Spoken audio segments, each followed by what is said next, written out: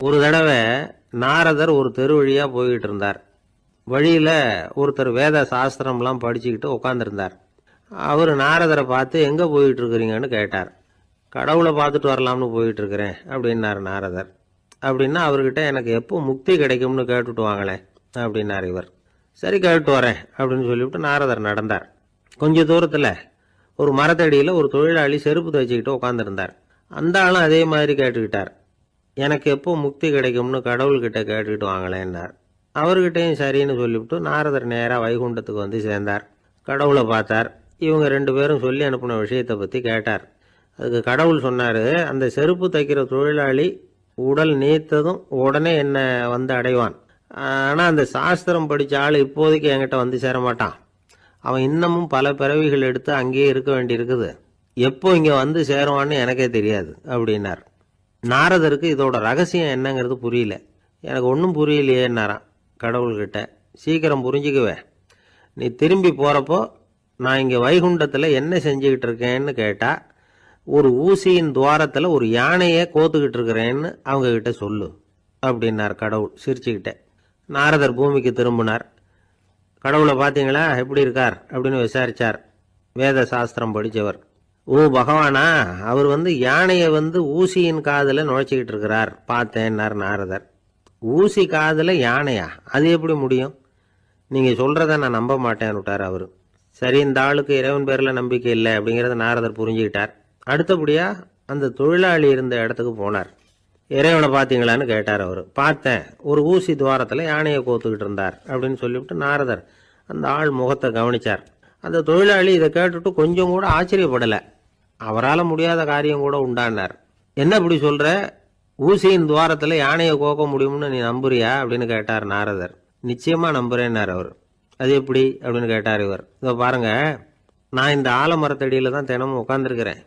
தினமும் இந்த மரத்திலிருந்து எவ்வளவோ பழம் கீழே விழுது. இந்த பழத்தில் இருக்கிற ஒவ்வொரு விதையிலேயும் உள்ள ஒரு ஆலமரம் இருக்குது. ஒரு சின்ன விதைக்குள்ள ஒரு பெரிய ஆலமரம் இருக்க முடியுங்கிறப்ப ஊசி துவாரத்தில் கடவுள் யானையை நுழைய வச்சாருங்கிறத ஒத்துக்கிறதுல என்ன கஷ்டம் இருக்கு அப்படின்னு ரொம்ப சர்வசாதாரணமாக பதில் சொன்னாராம் அந்த தொழிலாளி. நாரதர் யோசனை பண்ணார். இந்த தொழிலாளி வேத சாஸ்திரங்களையெல்லாம் படிக்கலைன்னா கூட அறிவுபூர்வமாக சிந்திச்சு இறைவனை நம்புகிறான். அதனால தான் கடவுள் இந்த ஆளுக்கு சீக்கிரம் முக்தி கிடைக்கும்னு சொன்னார் அப்படிங்கிறத புரிஞ்சுக்கிட்டாராம். இந்த கதையில் வர்ற கடவுள், நாரதர், வைகுண்டம் இதெல்லாம் ஒரு பக்கம் இருக்கட்டும். ஒரு சின்ன விதைக்குள்ள ஒரு பெரிய ஆலமரம் தூங்கிக்கிட்டு இருக்கு அப்படிங்கிற உண்மை, அந்தரத்தில் 1000 கிரகங்கள் சுற்றிக்கிட்டு இருக்குங்கிற உண்மை, இதெல்லாம் நாம் பார்த்துக்கிட்டு தானே இருக்கிறோம். இந்த உண்மைகள் அதிசயமாக நமக்கு தெரியறதுனால அதை நம்பாமல் இருந்துட முடியாது.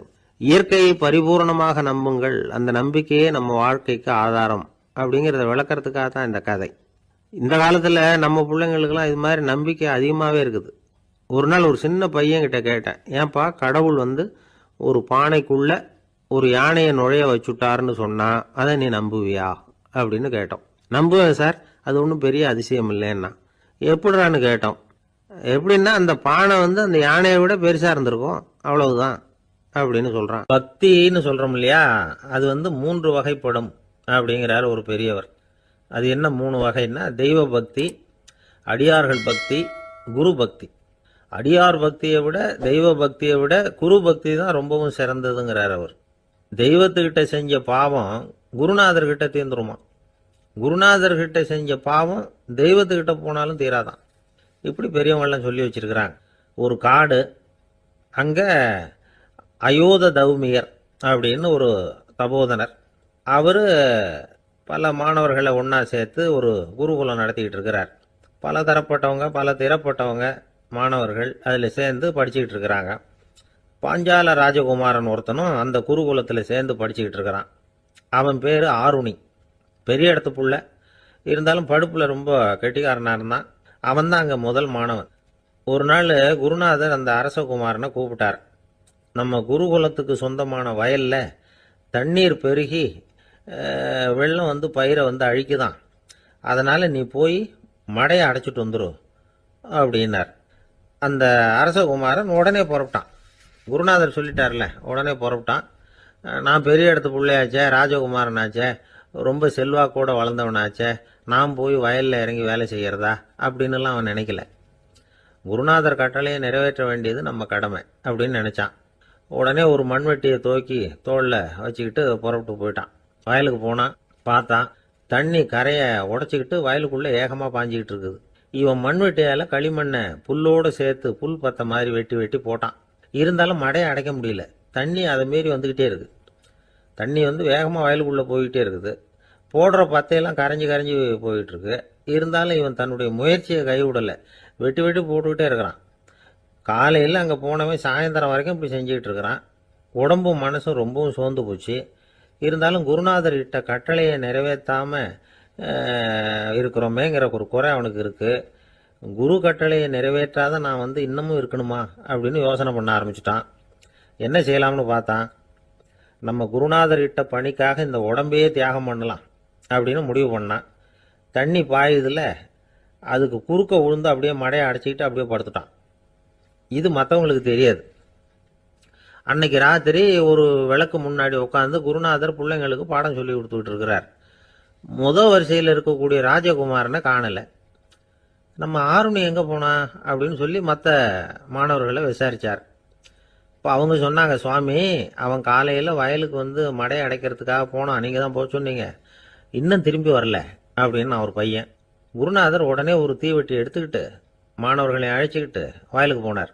அங்கே போய் பார்த்தா ஆளை காணும். ஆருணி ஆருணின்னு சொல்லி சத்தம் போட்டு கூப்பிட்டு பார்க்குறார். நான் இங்கே இருக்கேன் குருநாதா அப்படின்னு காலுக்கு அடியிலேருந்து ஒரு சத்தம் வருது. குனிஞ்சு பார்த்தா அவன் மடையில் படுத்துருக்கிறான். என்னப்பா இதுன்னார். காலையிலேருந்து இந்த மடையை அடைச்சி பார்த்தேன் சுவாமி, முடியல, அதனால் இப்படி குறுக்க படுத்துட்டேன். என்னை தாண்டறதுக்கு பயந்து போய் தண்ணியை தேங்கி நின்றுட்டுது அப்படின்னா. அவனுடைய குரு பக்தியையும் அவனை தாண்டறதுக்கு அஞ்சு நிற்கிற தண்ணி தேக்கத்தையும் பார்த்துட்டு எல்லாரும் ரொம்ப ஆச்சரியப்பட்டு போயிட்டாங்களாம். ஆருணி எழுந்திரிச்சு வா அப்படின்னு கூப்பிட்டாரான் குருநாதர். அவன் தண்ணீரை பொழந்துக்கிட்டு எழுந்திரிச்சு வந்தானான். அதனால அவனுக்கு உத்தாலகன் அப்படின்னு ஒரு பேர். உத்தாலகன்னா தண்ணீரை பிளந்தவன் அர்த்தம். அந்த உத்தாலகன் மாதிரி இந்த காலத்து மாணவர்களுக்கும் குரு பக்தி வேணும் அப்படின்னு சொன்னோம் ஒரு பள்ளிக்கூடத்தில். உடனே நிறைய மாணவர்கள் எழுந்திரிச்சு நின்னாங்க. சார், நீங்கள் எங்களை இன்னமும் சரியாக புரிஞ்சுக்கலன்னு நினைக்கிறோம். அன்னைக்காவது ஒருத்தன் அப்படி இருந்தான், இன்னைக்கு ஏகப்பட்ட உத்தாலகர்கள் இருக்கிறோம். எங்கள் வாத்தியார் கட்டளை இட்டா இப்போவே அது மாதிரி வயலுக்கு போய் மடையில் குறுக்கப்படுத்துக்கிறதுக்கு இந்த வகுப்பில் உள்ள அத்தனை பேரும் தயாராக இருக்கிறோம் அப்படின்னாங்க. அப்படியா அப்படின்னு சொல்லி கேட்டோம் ரொம்ப சந்தோஷமா. ஒருத்தன் ரொம்ப அடக்கமாக எழுந்திரிச்சான். அப்புறம் சொன்னான், ஆமாம் சார், வகுப்பில் இவர் நடத்துகிற பாடத்தை கேட்டுக்கிட்டு இருக்கிறத விட பேசாமல் போய் மடையில் படுத்துடுறது ஒன்றும் கஷ்டமான காரியமாக இருக்காது, அதனால தான் எல்லாரும் அங்கே போகிறேன்னு சொல்கிறோம் அப்படிங்கிறான். இந்த உலகத்தில் நாம் நல்லபடியாக இருக்கணும்னா அதுக்கு முக்கியமாக தேவைப்படுறது ரெண்டு. ஒன்று செல்வம், இன்னொன்று அறிவு. சரி, இது ரெண்டுல சிறந்தது எது அப்படின்னு ஒரு கேள்வி கேட்டால் என்ன பதில் சொல்கிறது? இதே கேள்வியை ஹஸ்ரத் அலி அவர்கள்கிட்ட கேட்டாங்களாம். அவர் ஒரு பெரிய அறிஞர். கேள்வி கேட்டவங்களும் சாதாரண ஆட்கள் இல்லை, இவங்களும் அறிஞர்கள். ஒரு நாள் ஹஸ்ரத் அலி அவர்கள்கிட்ட 10 அறிஞர்கள் வந்தாங்களாம். ஐயா, நாங்கள் 10 பேரும் உங்ககிட்ட ஒரே கேள்வியை தான் கேட்க வந்திருக்கிறோம், ஆனால் எங்கள் 10 பேருக்கும் நீங்கள் தனித்தனியாக பதில் சொல்ல முடியுமா அப்படின்னு கேட்டிருக்காங்க. அதாவது அவங்க ஒரே கேள்விக்கு இவர்கிட்ட இருந்து 10 விதமான பதில் எதிர்பார்க்குறாங்க. சரி கேளுங்க, என்ன கேள்வி அப்படின்னார் அவர். அப்போதான் அவங்க கேட்டாங்களாம், செல்வம் அறிவு இது ரெண்டுல சிறந்தது எது? இதுதான் கேள்வி. ஹஸ்ரத் அலி என்ன பண்ணார் தெரியுமா? அவங்கள ஒவ்வொருத்தராக கூப்பிட்டார். ஒவ்வொரு விதமான பதிலை சொல்லி அனுப்புனார். முதல்ல ஒருத்தரை கூப்பிட்டார், சொன்னார், அறிவுங்கிறது தீர்க்கதரிசிகள், ஞானிகள், மகான்கள் இவங்களோட பரம்பரை சொத்து. ஆனால் செல்வம்ங்கிறது கொடுங்கோலரின் ஆயுதம், அதனால் அறிவு தான் சிறந்தது அப்படின்னார். 2வது ஆளை கூப்பிட்டார். உங்ககிட்ட செல்வம் இருந்தால் நீங்கள் தான் அதை காப்பாற்றணும், ஆனால் அறிவு உங்களை எப்பவும் காப்பாற்றும், ஆகவே அறிவு தான் சிறந்தது அப்படின்னார். 3வது ஆளை கூப்பிட்டார். செல்வந்தனுக்கு எப்போதும் விரோதிகள் அதிகம், ஆனால் அறிஞனுக்கு நண்பர்கள் அதிகம், அதனால் அறிவு தான் சிறந்ததுன்னார். அடுத்தவரை கூப்பிட்டார். செல்வம் அடுத்தவங்களுக்கு கொடுக்க கொடுக்க குறையும், ஆனால் கல்விங்கிறது அதிகரிச்சுக்கிட்டே வரும், கொடுக்கறதுனால குறையாது, அதனால் அறிவு தான் சிறந்ததுன்னார். இன்னொருத்தரை கூப்பிட்டார். அறிவுள்ளவன் எப்பவும் அதை அடுத்தவங்களுக்கு வாரி வழங்கிக்கிட்டே இருப்பான், அதனால் அவங்ககிட்ட தாராளத்தன்மை இருக்கும், ஆனால் செல்வந்தன்கிட்ட கஞ்சத்தனம் தான் இருக்கும், அதனால் அறிவு தான் சிறந்ததுன்னார். 6வது நபரை கூப்பிட்டார். செல்வத்தை கள்வர்கள் திருடிட்டு போக முடியும், ஆனால் அறிவை அப்படி திருடிட்டு போக முடியாது, அப்படின்னார். 7வது நபரை கூப்பிட்டார். செல்வம் கால ஓட்டத்துல அழிஞ்சிரும், ஆனா அறிவை கால ஓட்டம் ஒன்றும் பண்ண முடியாது, ஆகவே அறிவே சிறந்ததுன்னார். 8வது ஆளை கூப்பிட்டு சொன்னார், செல்வத்துக்கு எப்பவும் எல்லை உண்டு, நிறை உண்டு, அளவு உண்டு, கணக்கு உண்டு, ஆனா அறிவுக்கு அப்படிப்பட்ட எல்லை எதுவும் கிடையாது, அதனால அதுதான் சிறந்ததுன்னார். அடுத்தவனை கூப்பிட்டார். செல்வம் உள்ளத்துல உள்ள ஒளியை போக்கிவிடும், இருட்டை உண்டாக்கிவிடும், விரிந்த மனப்பான்மையை குறுகலாக்கிவிடும். ஆனா அறிவு அப்படி இல்லை, இருண்ட உள்ளத்துல ஒளியை பாய்ச்சி அதை விசாலப்படுத்துது, அதுதான் சிறந்ததுன்னார். கடைசியா 10வது நபரை கூப்பிட்டார். செல்வம் மனசுல செருக்கை உண்டாக்குது, ஆணவத்தை ஏற்படுத்துது, அதனால நானே கடவுள்னு நினைக்கிற அளவுக்கு மனுஷனை தாழ்த்தி விடுது. ஆனா அறிவு பணிவையும் பண்பாட்டையும் வளர்க்குது, அதனால அறிவு தான் சிறந்ததுன்னார். ஆக இப்படி 10 பேருக்கும் 10 விதமா பதில் சொன்னது மூலமா ஹஸ்ரத் அலி அவர்கள் அறிவு தான் செல்வத்தை விட சிறந்தது அப்படிங்கிறதுக்கு 10 காரணங்களை சுட்டி காட்டியிருக்கார். அந்த அறிஞர் 10 பேர் கேட்ட ஒரே கேள்விக்கு 10 பதில் சொன்னார். நமக்கு வேண்டிய ஒருத்தர் 10 பேர் கேட்ட கேள்விக்கு ஒரே பதில் சொல்லி சமாளிச்சார். கேள்வி என்ன தெரியுமா? என்கிட்ட வாங்கின கடனை எப்பயா திருப்பி கொடுக்க போற? இதுதான் அந்த 10 பேரும் கேட்ட ஒரே கேள்வி. இந்த மாசம் 26ஆம் தேதி தந்துடுறேன் அப்படிங்கிற ஒரே பதில் சொல்லி அவ்வளவு பேரையும் இவர் அனுப்பி வச்சுட்டாராம். எல்லாரும் போனதுக்கு அப்புறம் இவரை தனியா கூப்பிட்டு கேட்டிருக்கிறாங்க, அது என்ன சார் கணக்கு, 26ஆம் தேதி அன்னைக்கு என்ன அதிசயம் நடக்க போகுது அப்படின்னு கேட்டிருக்காங்க. அதிசயம் அன்னைக்கு இல்லை, அதுக்கு முத நாளே நடக்க போகுதுன்னாராம். விவரமா சொல்லுங்கன்னு இருக்காங்க. வேற ஒன்றும் இல்லைங்க, 26ஆம் தேதி தானே எல்லாரையும் வர சொல்லியிருக்கிறேன், அதுக்கு முத நாளே நான் புறப்பட்டு தலைமறைவாயிட போறேன் அப்படின்னாராம் ரொம்ப பெருமையா. ஒரு ஊர்ல ஒரு ராஜா இருந்தார். அவர் ஒரு பூனை வளர்த்தார். ரொம்ப செல்லமா அவர் அந்த பூனையை வளர்த்தார். அவர் என்ன பண்ணுவார் தெரியுமா? இரவு நேரத்தில் அந்த பூனையோட தலையில ஒரு விளக்க வச்சிருவார். அந்த பூனை ரொம்ப ஜாக்கிரதையா அந்த விளக்கு கீழே விழுந்துடாம பார்த்துக்கும். தலையை ஆட்டாம ரொம்ப நிதானமா ராஜா பின்னாடி நடந்து போய்கிட்டே இருக்கும். அந்த விளக்கு வெளிச்சத்துல எல்லா வேலைகளையும் செஞ்சிருவார். கையில ஒரு விளக்க தனியா எடுத்துட்டு போக வேண்டிய அவசியமே இல்லை. விளக்க தூக்கிட்டு போற வேலையை அந்த பூனை பார்த்துக்கும். அதனால ராஜாவுக்கு அந்த பூனை மேல ரொம்ப பிரியம். மந்திரிகளை எல்லாம் கூப்பிட்டு அவங்க கிட்ட சொல்லுவார், பாத்தீங்களா இந்த பூனை எவ்வளவு விசுவாசமா நடக்குது, என் பேர்ல எவ்வளவு மரியாதை பாத்தீங்களா அதுக்கு அப்படிம்பார். இதை கேட்டுவிட்டு அங்கிருந்த அமைச்சர்கள் ஒருத்தர் சொன்னார், மன்னா நீங்க சொல்றது சரிதான், இருந்தாலும் இந்த பூனையோட விசுவாசத்தை நாம கொஞ்சம் சோதிச்சு பார்க்க வேண்டியிருக்கு அப்படின்னாராம். சரி, உங்க ஆசையை ஏன் கெடுக்கணும், நல்லா சோதிச்சு பாருங்க அப்படின்னு சொல்லிவிட்டார் ராஜா. உடனே அந்த அமைச்சர் என்ன பண்ணார் தெரியுமா? எங்கேயோ புறப்பட்டு போனார். ஒரு 5-6 எலிகளை பிடிச்சிட்டு வந்தார். அரண்மனையில் ராஜா ஏதோ வேலை பார்த்துக்கிட்டு இருக்கிறாரு. பக்கத்தில் அந்த பூனை ரொம்ப பணிவாக நின்றுக்கிட்டு இருக்குது. அது தலையில் விளக்கு எரிஞ்சிக்கிட்டு இருக்கு. அமைச்சர் தான் பிடிச்சிக்கிட்டு வந்த எலிகளை அந்த பூனை பார்வையில் படுறது மாதிரி எதிரில் விட்டார். அந்த எலிகள்லாம் அங்கேயும் இங்கேயும் ஓட ஆரம்பிச்சுது. அதை பார்த்தது பூனை, அவ்வளவுதான். தலையில் இருக்கிற விளக்கை பற்றியும் கவலைப்படல, ராஜாவை பற்றியும் கவலைப்படல. ஒரே பாய்ச்சலாக பாஞ்சு எலிகளை துரத்த ஆரம்பிச்சுட்டுது. தலையில் இருந்த விளக்கு எங்கேயோ போய் விழுந்தது, அணைஞ்சு போச்சு. இருட்டில் ராஜா தடுமாற ஆரம்பிச்சுட்டார்.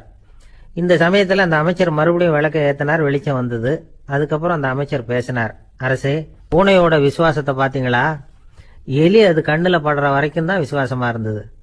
அது மாதிரி எலியை பார்த்ததும் எல்லாத்தையும் விட்டுட்டு அதை துரத்த ஆரம்பிச்சுட்டு பார்த்தீங்களா? தான் அந்த பூனையை பற்றி நினைச்சது தப்புங்கிறது அதுக்கப்புறம் தான் அந்த ராஜாவுக்கு புரிஞ்சுதான். சரி, இப்ப எதுக்கு இந்த கதையெல்லாம் அப்படிங்கிறீங்களா? இந்த பூனை மாதிரி தான் நம்ம மனசும். மனசை எவ்வளவுதான் பயிற்சி கொடுத்து பக்குவமா வச்சிருந்தாலும் பார்க்கறதுக்கு பரமசாது மாதிரி தான் இருக்கும். பார்க்க வேண்டியதை பார்த்துட்டுதுன்னா பாஞ்சிரும். இந்த பூனை மாதிரி புலன் இன்ப பொருள்கள் கிட்டாத வரைக்கும் மனம் அடங்கி இருக்கிறது மாதிரி தான் தெரியும். கொஞ்சம் வாய்ப்பு கிடைச்சாலும் அது குதிக்க ஆரம்பிச்சிரும், தப்பு பண்ண ஆரம்பிச்சிரும். பெரிய பெரிய முனிவர்கள் வாழ்க்கையில நடந்த வீழ்ச்சி இதை தான் நிரூபிக்குது. புலன்களின் ஆற்றல் அதிகம், அதனால மனக்கட்டுப்பாடு பயிற்சிகள்ல ரொம்ப எச்சரிக்கையா இருக்கணுங்கிறார் சுவாமி சிவானந்தர். மது பழக்கத்தையே விட்டுட்டேன்னு உறுதியா இருப்பான்.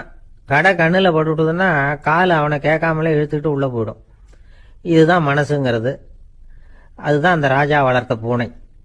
நம்மால் ஒருத்தன் அந்த ராஜா பூனை தலையில விளக்க வச்சது மாதிரி இவன் தன்னுடைய தலையிலேயே ஒரு விளக்க ஏற்றி வச்சுக்கிட்டு என்னத்தையோ தேட ஆரம்பிச்சான். தேடிட்டு இருக்கிறான். தலையை ஆட்டாம நிதானமா நடந்து ரொம்ப நேரமா தேடிட்டு இருக்கிறான். அந்த சமயம் அங்க வந்த ஒருத்தர், என்னத்தை தேடுறீங்கன்னு கேட்டார். அதுதான் மறந்து போச்சு அப்படின்னு இழுத்தான். சரி, கொஞ்சம் இப்படி உட்காருங்க, ஞாபகம் வந்ததும் தேட ஆரம்பிக்கலாம் அப்படின்னாரு அவரு. இவன் கொஞ்ச நேரம் உட்காந்து யோசிச்சான். அப்புறம் திடீர்னு எழுந்திருச்சான். ஞாபகம் வந்துட்டுதுன்னா. என்னன்னு கேட்டார்.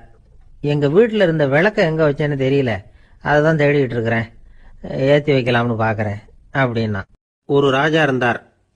நாடு பூராவும் நிறைய மரங்களை நட்டு வளர்க்கணுங்கிறது அவரோட ஆசை. தானே அதுக்கு முன்மாதிரியா இருக்கணும்னு நினைச்சார். அரண்மனையை சுத்தி மரங்களை நட்டு வளர்த்தார். இதை பார்த்துட்டு ஜனங்களும் அவங்கவுங்க வீட்டை சுத்தி மரக்கன்றுகளை நட்டு வளர்த்தாங்க. கொஞ்ச காலத்துல ஊரு பூரா பசுமையா மாறிச்சு. எல்லாருக்கும் சந்தோஷமா இருந்தது. இது ஒரு பக்கம் இருக்கட்டும். இப்ப நான் சொல்ல போற கதை வேற. அதாவது அந்த ராஜா ஒரு நாள் தன்னுடைய அரண்மனையை சுத்தி இருக்கிற விதவிதமான மரங்களை எல்லாம் போய் பார்த்தார். எப்படி இருக்கிறீங்க அப்படின்னு ஒவ்வொரு மரத்துக்கிட்டையும் விசாரிச்சாராம். எந்த மரமும் சந்தோஷமா இருக்கிறதா தெரியல. அதுக்கும் மனசுல ஒரு குறை. முதல்ல ஆலமரத்துக்கிட்ட போனார். அது சொல்லிச்சு, மண்ணா, நான் நல்லா பெருசா வளர்ந்துருக்கிறேன், அடர்த்தியா இருக்கிறேன், கிளையெல்லாம் 4 பக்கமும் நல்லா படர்ந்து தான் இருக்குது, இருந்தாலும் எந்த பிரயோஜனமும் இருக்கிறதா தெரியல எனக்கு. என்னுடைய பழம்லாம் ரொம்ப சின்னதா இருக்குது, என் கண்ணுக்கு சரியா புறப்பட மாட்டேங்குது. நான் இருக்கிற சைஸுக்கு என்னுடைய கிளையில இருக்கிற பழம்லாம் எவ்வளவு பெருசா இருக்கணும், அது இத்தினூண்டு இருக்கிறது எனக்கு பெரிய அவமானமா இருக்கு. இப்படி இங்க நின்றுகிட்டு இருக்கிறதே ரொம்ப கூச்சமா இருக்கு. ஒரு நல்ல புயல் வந்ததுன்னா பேசாம சாஞ்சு விடலாமான்னு பாக்குறேன் அப்படின்னு புலம்புது ஆலமரம். சரி இருக்கட்டும்னு நினைச்சுக்கிட்டு ராஜா அடுத்தபடியா ஒரு அத்தி மரத்துக்கிட்ட போனார். அதுவும் புலம்ப ஆரம்பிச்சுட்டுது. நான் கூட பெரிய மரம் தான், இல்ல இலையெல்லாம் அழகா தான் இருக்குது, பழம் அழகா இருக்குது, இருந்தாலும் உள்ள விஷயம் இல்லையே. அத்தி பழத்தை புட்டு பார்த்தா அத்தனையும் சொத்த அப்படின்னு பழமொழியே உண்டாயிட்டுதே. இப்படி ஒரு கெட்ட பேரோட நான் இருக்கணுமா அப்படின்னு புலம்புது அது. சரி இது இருக்கட்டும் அப்படின்னு சொல்லி அடுத்தபடியா வேப்ப மரத்துக்கிட்ட போனார். அது தன்னுடைய வேதனையை வெளியிட்டது. எனக்கு எவ்வளவோ மருத்துவ குணங்கள்லாம் இருக்கிறதா சொல்லிக்கிறாங்க, இருந்தாலும் என்ன பிரயோஜனம், என்னுடைய பழத்தை மனிதர்கள் யாரும் விரும்பி சாப்பிடுறது இல்லையே அப்படின்னுது. ராஜா அடுத்தாப்புல இருந்து ஒரு பனை மரத்துக்கிட்ட போனார். நான் நல்லா உயரமா தான் வளர்ந்துருக்கிறேன், மற்ற மரங்கள்லாம் என்னை அண்ணாந்து தான் பார்க்கணும், இருந்தாலும் என்கிட்ட நிழலுக்காக யாரும் ஒதுங்கிறது இல்லையே அப்படின்னுது. என்ன இது எல்லா மரமும் இப்படி திருப்தி இல்லாம இருந்துகிட்டு இருக்குதே அப்படின்னு நினைச்சுக்கிட்டே ராஜா அடுத்தபடியா அங்க இருந்த ஒரு பைன் மரத்துக்கிட்ட போனார். அழகா உயரமா பசுமையா தான் இருந்தது, ஆனா பழமோ பூவோ கிடையாது. அதை நினைச்சா அது வருத்தப்பட்டுக்கிட்டு இருக்குது. ஓக் மரம் அது ஒன்று நின்றுட்டு இருந்தது. அது என்ன சொல்லிச்சுன்னா, இலையுதிர் காலத்துல என் மேல இருக்கிற எல்லா இலைகளும் உதிர்ந்து போடுது, முடி கொட்டின மனிதர்கள் மாதிரி மொட்டையா நான் நிக்க வேண்டி இருக்குது, என்ன வாழ்க்கை இது அப்படின்னு சொல்லி அழுத்துக்கிட்டது. சரி புளிய மரம் என்ன சொல்லுது பாப்போம்னு அதுகிட்ட போனா, என்னுடைய நிழல்ல யாருமே தங்க மாட்டாங்க, உடம்புக்கு சூடுன்னு ஒதுங்கி போயிடுவாங்க, அடிமரத்தை பார்த்தீங்கன்னா பட்டையெல்லாம் உறிஞ்சி பார்க்கறதுக்கே கேவலமா இருப்பேன் அப்படின்னுது அது. முருங்கை மரம் என்ன சொல்லிச்சு தெரியுமா, என்னுடைய இலை காயெல்லாம் சாப்பிட்றவங்களுக்கு சத்து கொடுக்கறது வாசம் தான், ஆனா என் உடம்புல சத்தே கிடையாது, கொஞ்சம் வேகமா காத்து அடிச்சதுன்னா முறிஞ்சி விழுந்துடுறேன், என்ன வாழ்க்கை இது அப்படின்னு சொல்லி அது வருத்தப்பட்டது. ராஜா யோசனை பண்ணார், என்ன இது மரங்கள் பூமியின் வரங்கள்னு சொல்றோம், மழை பெய்யறதுக்கு அதுதான் காரணம், பூமி செழிப்பா இருக்கிறதுக்கும் அதுதான் காரணம், வீடு கட்டுறதுக்கு மரம், நாற்காலி செய்ய உபயோகப்படுத்துறதுக்கும் அதுதான் உபயோகப்படுது, மனுஷனுக்கு வேண்டிய ஆகாரங்களையும் கொடுக்குது, இப்படிலாம் இருந்தும் எல்லா மரமும் நிம்மதி இல்லாம இருந்துகிட்டு இருக்குதே அப்படின்னு நினைச்சார். அப்போ அங்க இருந்த ஒரு மகிழ மரம் அவர் கண்ணில் பட்டது. அந்த மரம் மட்டும் கொஞ்சம் நிம்மதியா மகிழ்ச்சியா இருக்கிறது மாதிரி தெரிஞ்சுது. உடனே ராஜா அதுகிட்ட போனார். உனக்கு மனசுல எதுவும் குறை இல்லையான்னு கேட்டார். இல்ல நான் சந்தோஷமா தான் இருக்கேன்னு அந்த மகிழ மரம். அப்படியான்னு ஆச்சரியமா கேட்டார் ராஜா. ஆமா மன்னா, இந்த இடத்துல நீங்க ஒரு முருங்கை மரத்தையோ வேப்ப மரத்தையோ கூட நட்டிருக்கலாம், ஆனா இந்த இடத்துல நடுறதுக்கு என்ன தேர்ந்தெடுத்திருக்கிறீங்க, அதுவே எனக்கு பெருமை, அதுவே எனக்கு திருப்தி அப்படின்னு தான் மகிழ மரம். மகிழ மரம் சாதாரணமா தான் இருக்கும், இளம் மஞ்சள் நிறத்துல பூக்கள், அது காய்ந்தும் மனம் வீசும். மகிழ மரம் மாதிரி மன திருப்தியோட வாழறதுக்கு நாம கத்துக்கணுமா. நாம இந்த உலகத்துல ஒரு நாயாவோ நரியாவோ கூட பிறந்திருக்கலாம், மனுஷனா பிறந்திருக்கிறோம், அதுவே பெருமை தானே. இந்த நிறைவு தான் மகிழ்ச்சியின் ரகசியம். ஒரு பையன் அப்பா கிட்ட போய், அப்பா நீங்க இந்த உலகத்துல ஒரு மனுஷனா பிறந்தது என்னோட அதிர்ஷ்டம் நானா. ஏண்டா அப்படி சொல்றேன்னு இருக்கார் அப்பா. நீங்க ஒரு கரடியா பிறந்திருந்தா இந்நேரம் நானும் ஒரு கரடி குட்டியா தானே இருந்திருப்பேன் அப்படின்னு நானா பையன். ஒரு ஊர்ல ஒரு குரு இருந்தார், ஜென் குரு. அவரை தேடிட்டு ஒரு மன்னர் வந்தார். வந்தவர் ஜப்பான் மன்னர். தோட்டக்கலையை பத்தி தெரிஞ்சுட்டு போறதுக்காக அவர் வந்தார். எப்படி தோட்டம் அமைக்கிறது அப்படிங்கிறத பத்தி அந்த குரு விவரமா சொல்லி கொடுத்தாரு. ஒரு நாள் 2 நாள் இல்ல, 3 வருஷம் கத்து கொடுத்தார். அதுக்கப்புறம் சொன்னார், நான் கத்து கொடுத்துட்டேன், இனிமே நீங்க போகலாம், போய் தோட்டம் அமைக்கலாம், அதுதான் உங்களுக்கு பரிசை. தோட்டம் அமைச்ச பிறகு சொல்லி அனுப்புங்க, நான் வந்து பார்க்கறேன், நீங்க இங்க என்னவெல்லாம் கத்துக்கிட்டீங்களோ அதையெல்லாம் அங்க செயல்முறையில செஞ்சு காட்டுங்க அப்படின்னு சொல்லி அனுப்பி வச்சார். மன்னர் போனார். அரண்மனைக்கு பக்கத்திலேயே ஒரு பெரிய தோட்டத்தை உண்டு பண்ணினார். அழகான மரங்களையும் செடிகளையும் உருவாக்குனாரு. கிட்டத்தட்ட 1000 தோட்டக்காரர்களை பயன்படுத்தி 3 வருஷங்கள் முயற்சி பண்ணி அந்த அழகான தோட்டத்தை உருவாக்குனார். குரு கிட்ட இருந்து செய்தி வந்தது, நாளைக்கு வந்து தோட்டத்தை பார்க்கறேன் அப்படின்னு. மன்னர் உடனே சுறுசுறுப்பாயிட்டார். முதல் நாளே தோட்டத்தை சுத்தப்படுத்தினார். ராத்திரி பூரா யாரும் தூங்கல. எல்லாருக்கும் தோட்டத்தை ஒழுங்குபடுத்துற வேலை. அது அந்தந்த இடத்துல ஒழுங்கா இருக்குதா அப்படின்னு சரி பார்த்தாங்க. ஒரு தவறும் இல்லாத வகையில் அதை ஒழுங்குபடுத்தினாங்க. மறுநாள் குரு வந்தார், தோட்டத்தை பார்த்தார். அவருக்கு கோபம் வந்துட்டுது. மன்னருக்கு ஆச்சரியம், எப்பவும் சிரிச்சுக்கிட்டே இருக்கிறவர் இப்ப இப்படி இருக்கிறாரே அப்படின்னு. மெதுவா குரு கிட்ட போய் எல்லாம் சரியா தானே இருக்குது அப்படின்னார். எல்லாம் சரிதான், ஆனாலும் எங்கே அந்த பொன்னிற காற்று அப்படின்னார். உதிர்ந்த இலைகள், பொன் மஞ்சள் நிற இலைகள் காற்றில் அப்படி புரண்டு ஓடுவதை நான் பார்க்க முடியவில்லையே அப்படின்னாராம். அது இல்லாம இந்த தோட்டம் உயிரோட்டம் உள்ளதா இருக்காது. இதுல பாடல் இல்லை, ஆடல் இல்லை, அதெல்லாம் இல்லாம இந்த தோட்டம் ரொம்பவும் செயற்கையா தெரியுதேன்னாராம். மன்னர் இப்பதான் யோசனை பண்ணார்.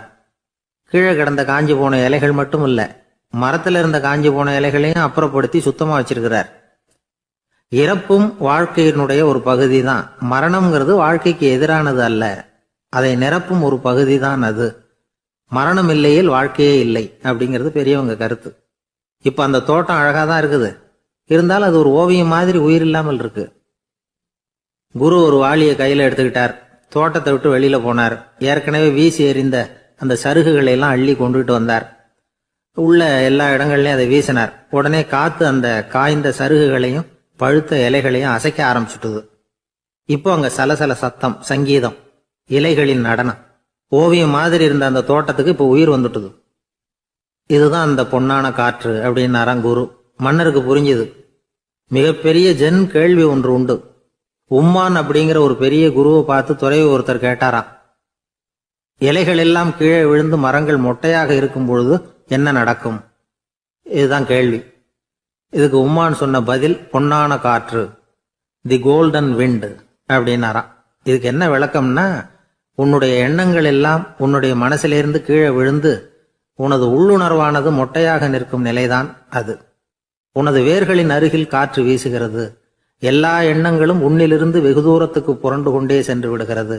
நீ அவற்றை கடந்து விட்டால் நீ அவைகளுக்கெல்லாம் மேலெழுந்து கீழே பார்ப்பவனைப் போல நிற்க ஆரம்பித்து விடுவாய். அதுதான் தியானம் என்பது அப்படின்னு சொல்றாங்க. தியானம்ங்கிறது எண்ணத்துக்கு எதிரானது இல்லை. தியானம்ங்கிறது எண்ணங்களை கடந்து செல்வதுதான். அதுக்கப்புறம் நாம பொன்னிற காற்றுல ஆட ஆரம்பிச்சிருவோம்.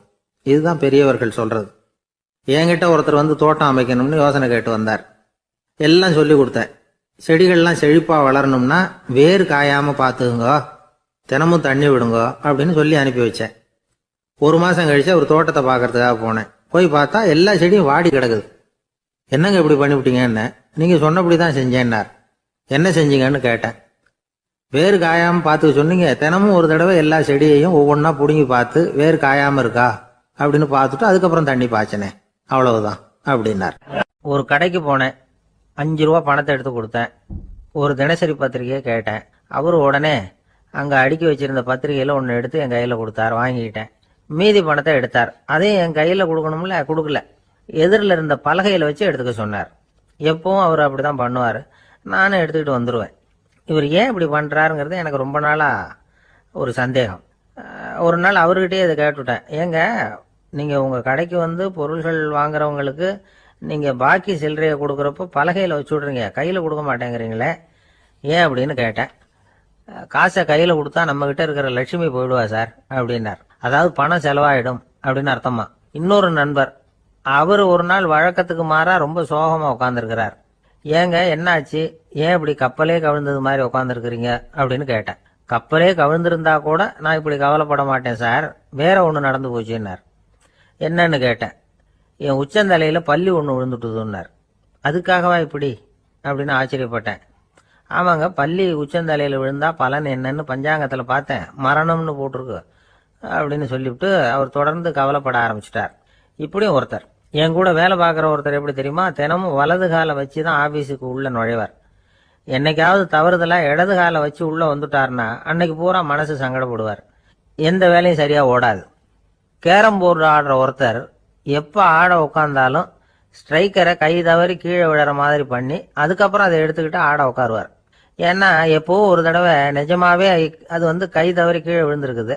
அன்னைக்கு பிரமாதமா ஜெயிச்சுட்டார். உடனே ஒரு முடிவுக்கு வந்துட்டார், கை தவறுனா லாபம் அப்படின்னு. அதுக்கப்புறம் அதையே பழக்கமாக்கிக்கிட்டார். பூனை குறுக்க போனா சகுனம் சரியில்லைன்னு நினைக்கிறவங்க உண்டு.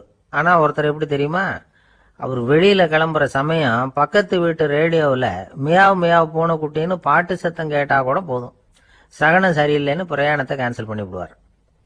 இப்ப இவ்வளவு எதுக்கு சொல்றோம்னா, அளவுக்கு மீறின சகுன நம்பிக்கைகள் இருக்கு பாருங்க, இதோட பயமும் சேர்ந்துகிட்டதுன்னு வச்சுக்கோங்க, இது ஒருத்தருடைய மனநிலையை பாதிச்சிடும். இது உளவியல் நிபுணர்கள் சொல்ற கருத்து. வாழ்க்கையே தடுமாற வச்சிரும். பாதுகாப்பு இல்லாத உணர்வு, ஒரு விதமான டிப்ரெஷன் மனநிலை, இதெல்லாம் தான் இதுக்கு காரணமா அமையலாம். சில பேர் காய்கறி நறுக்க கத்திய கையில் எடுத்தா கூட நேரம் சரியா இருக்கா அப்படின்னு பார்த்துட்டு தான் வேலையை ஆரம்பிக்கிறது வழக்கம். அறிவு தான் மனசுக்கு வாத்தியாரா இருக்கணும். அப்பதான் வாழ்க்கை நிம்மதியா இருக்கும். அறிவு மனசு சொல்றபடியெல்லாம் கேட்க ஆரம்பிச்சுட்டுதுன்னா இடைஞ்சல் தான். ஒருத்தருக்கு 7ஆம் நம்பர் தான் ராசியான நம்பராம். 7ஆம் தேதி தான் எந்த காரியத்தையும் ஆரம்பிப்பாராம். 7 எழுத்து வர்றது மாதிரி பேரை மாத்தி வச்சுக்கிட்டார். 7 மணிக்கு தான் தினமும் எழுந்திருப்பார்.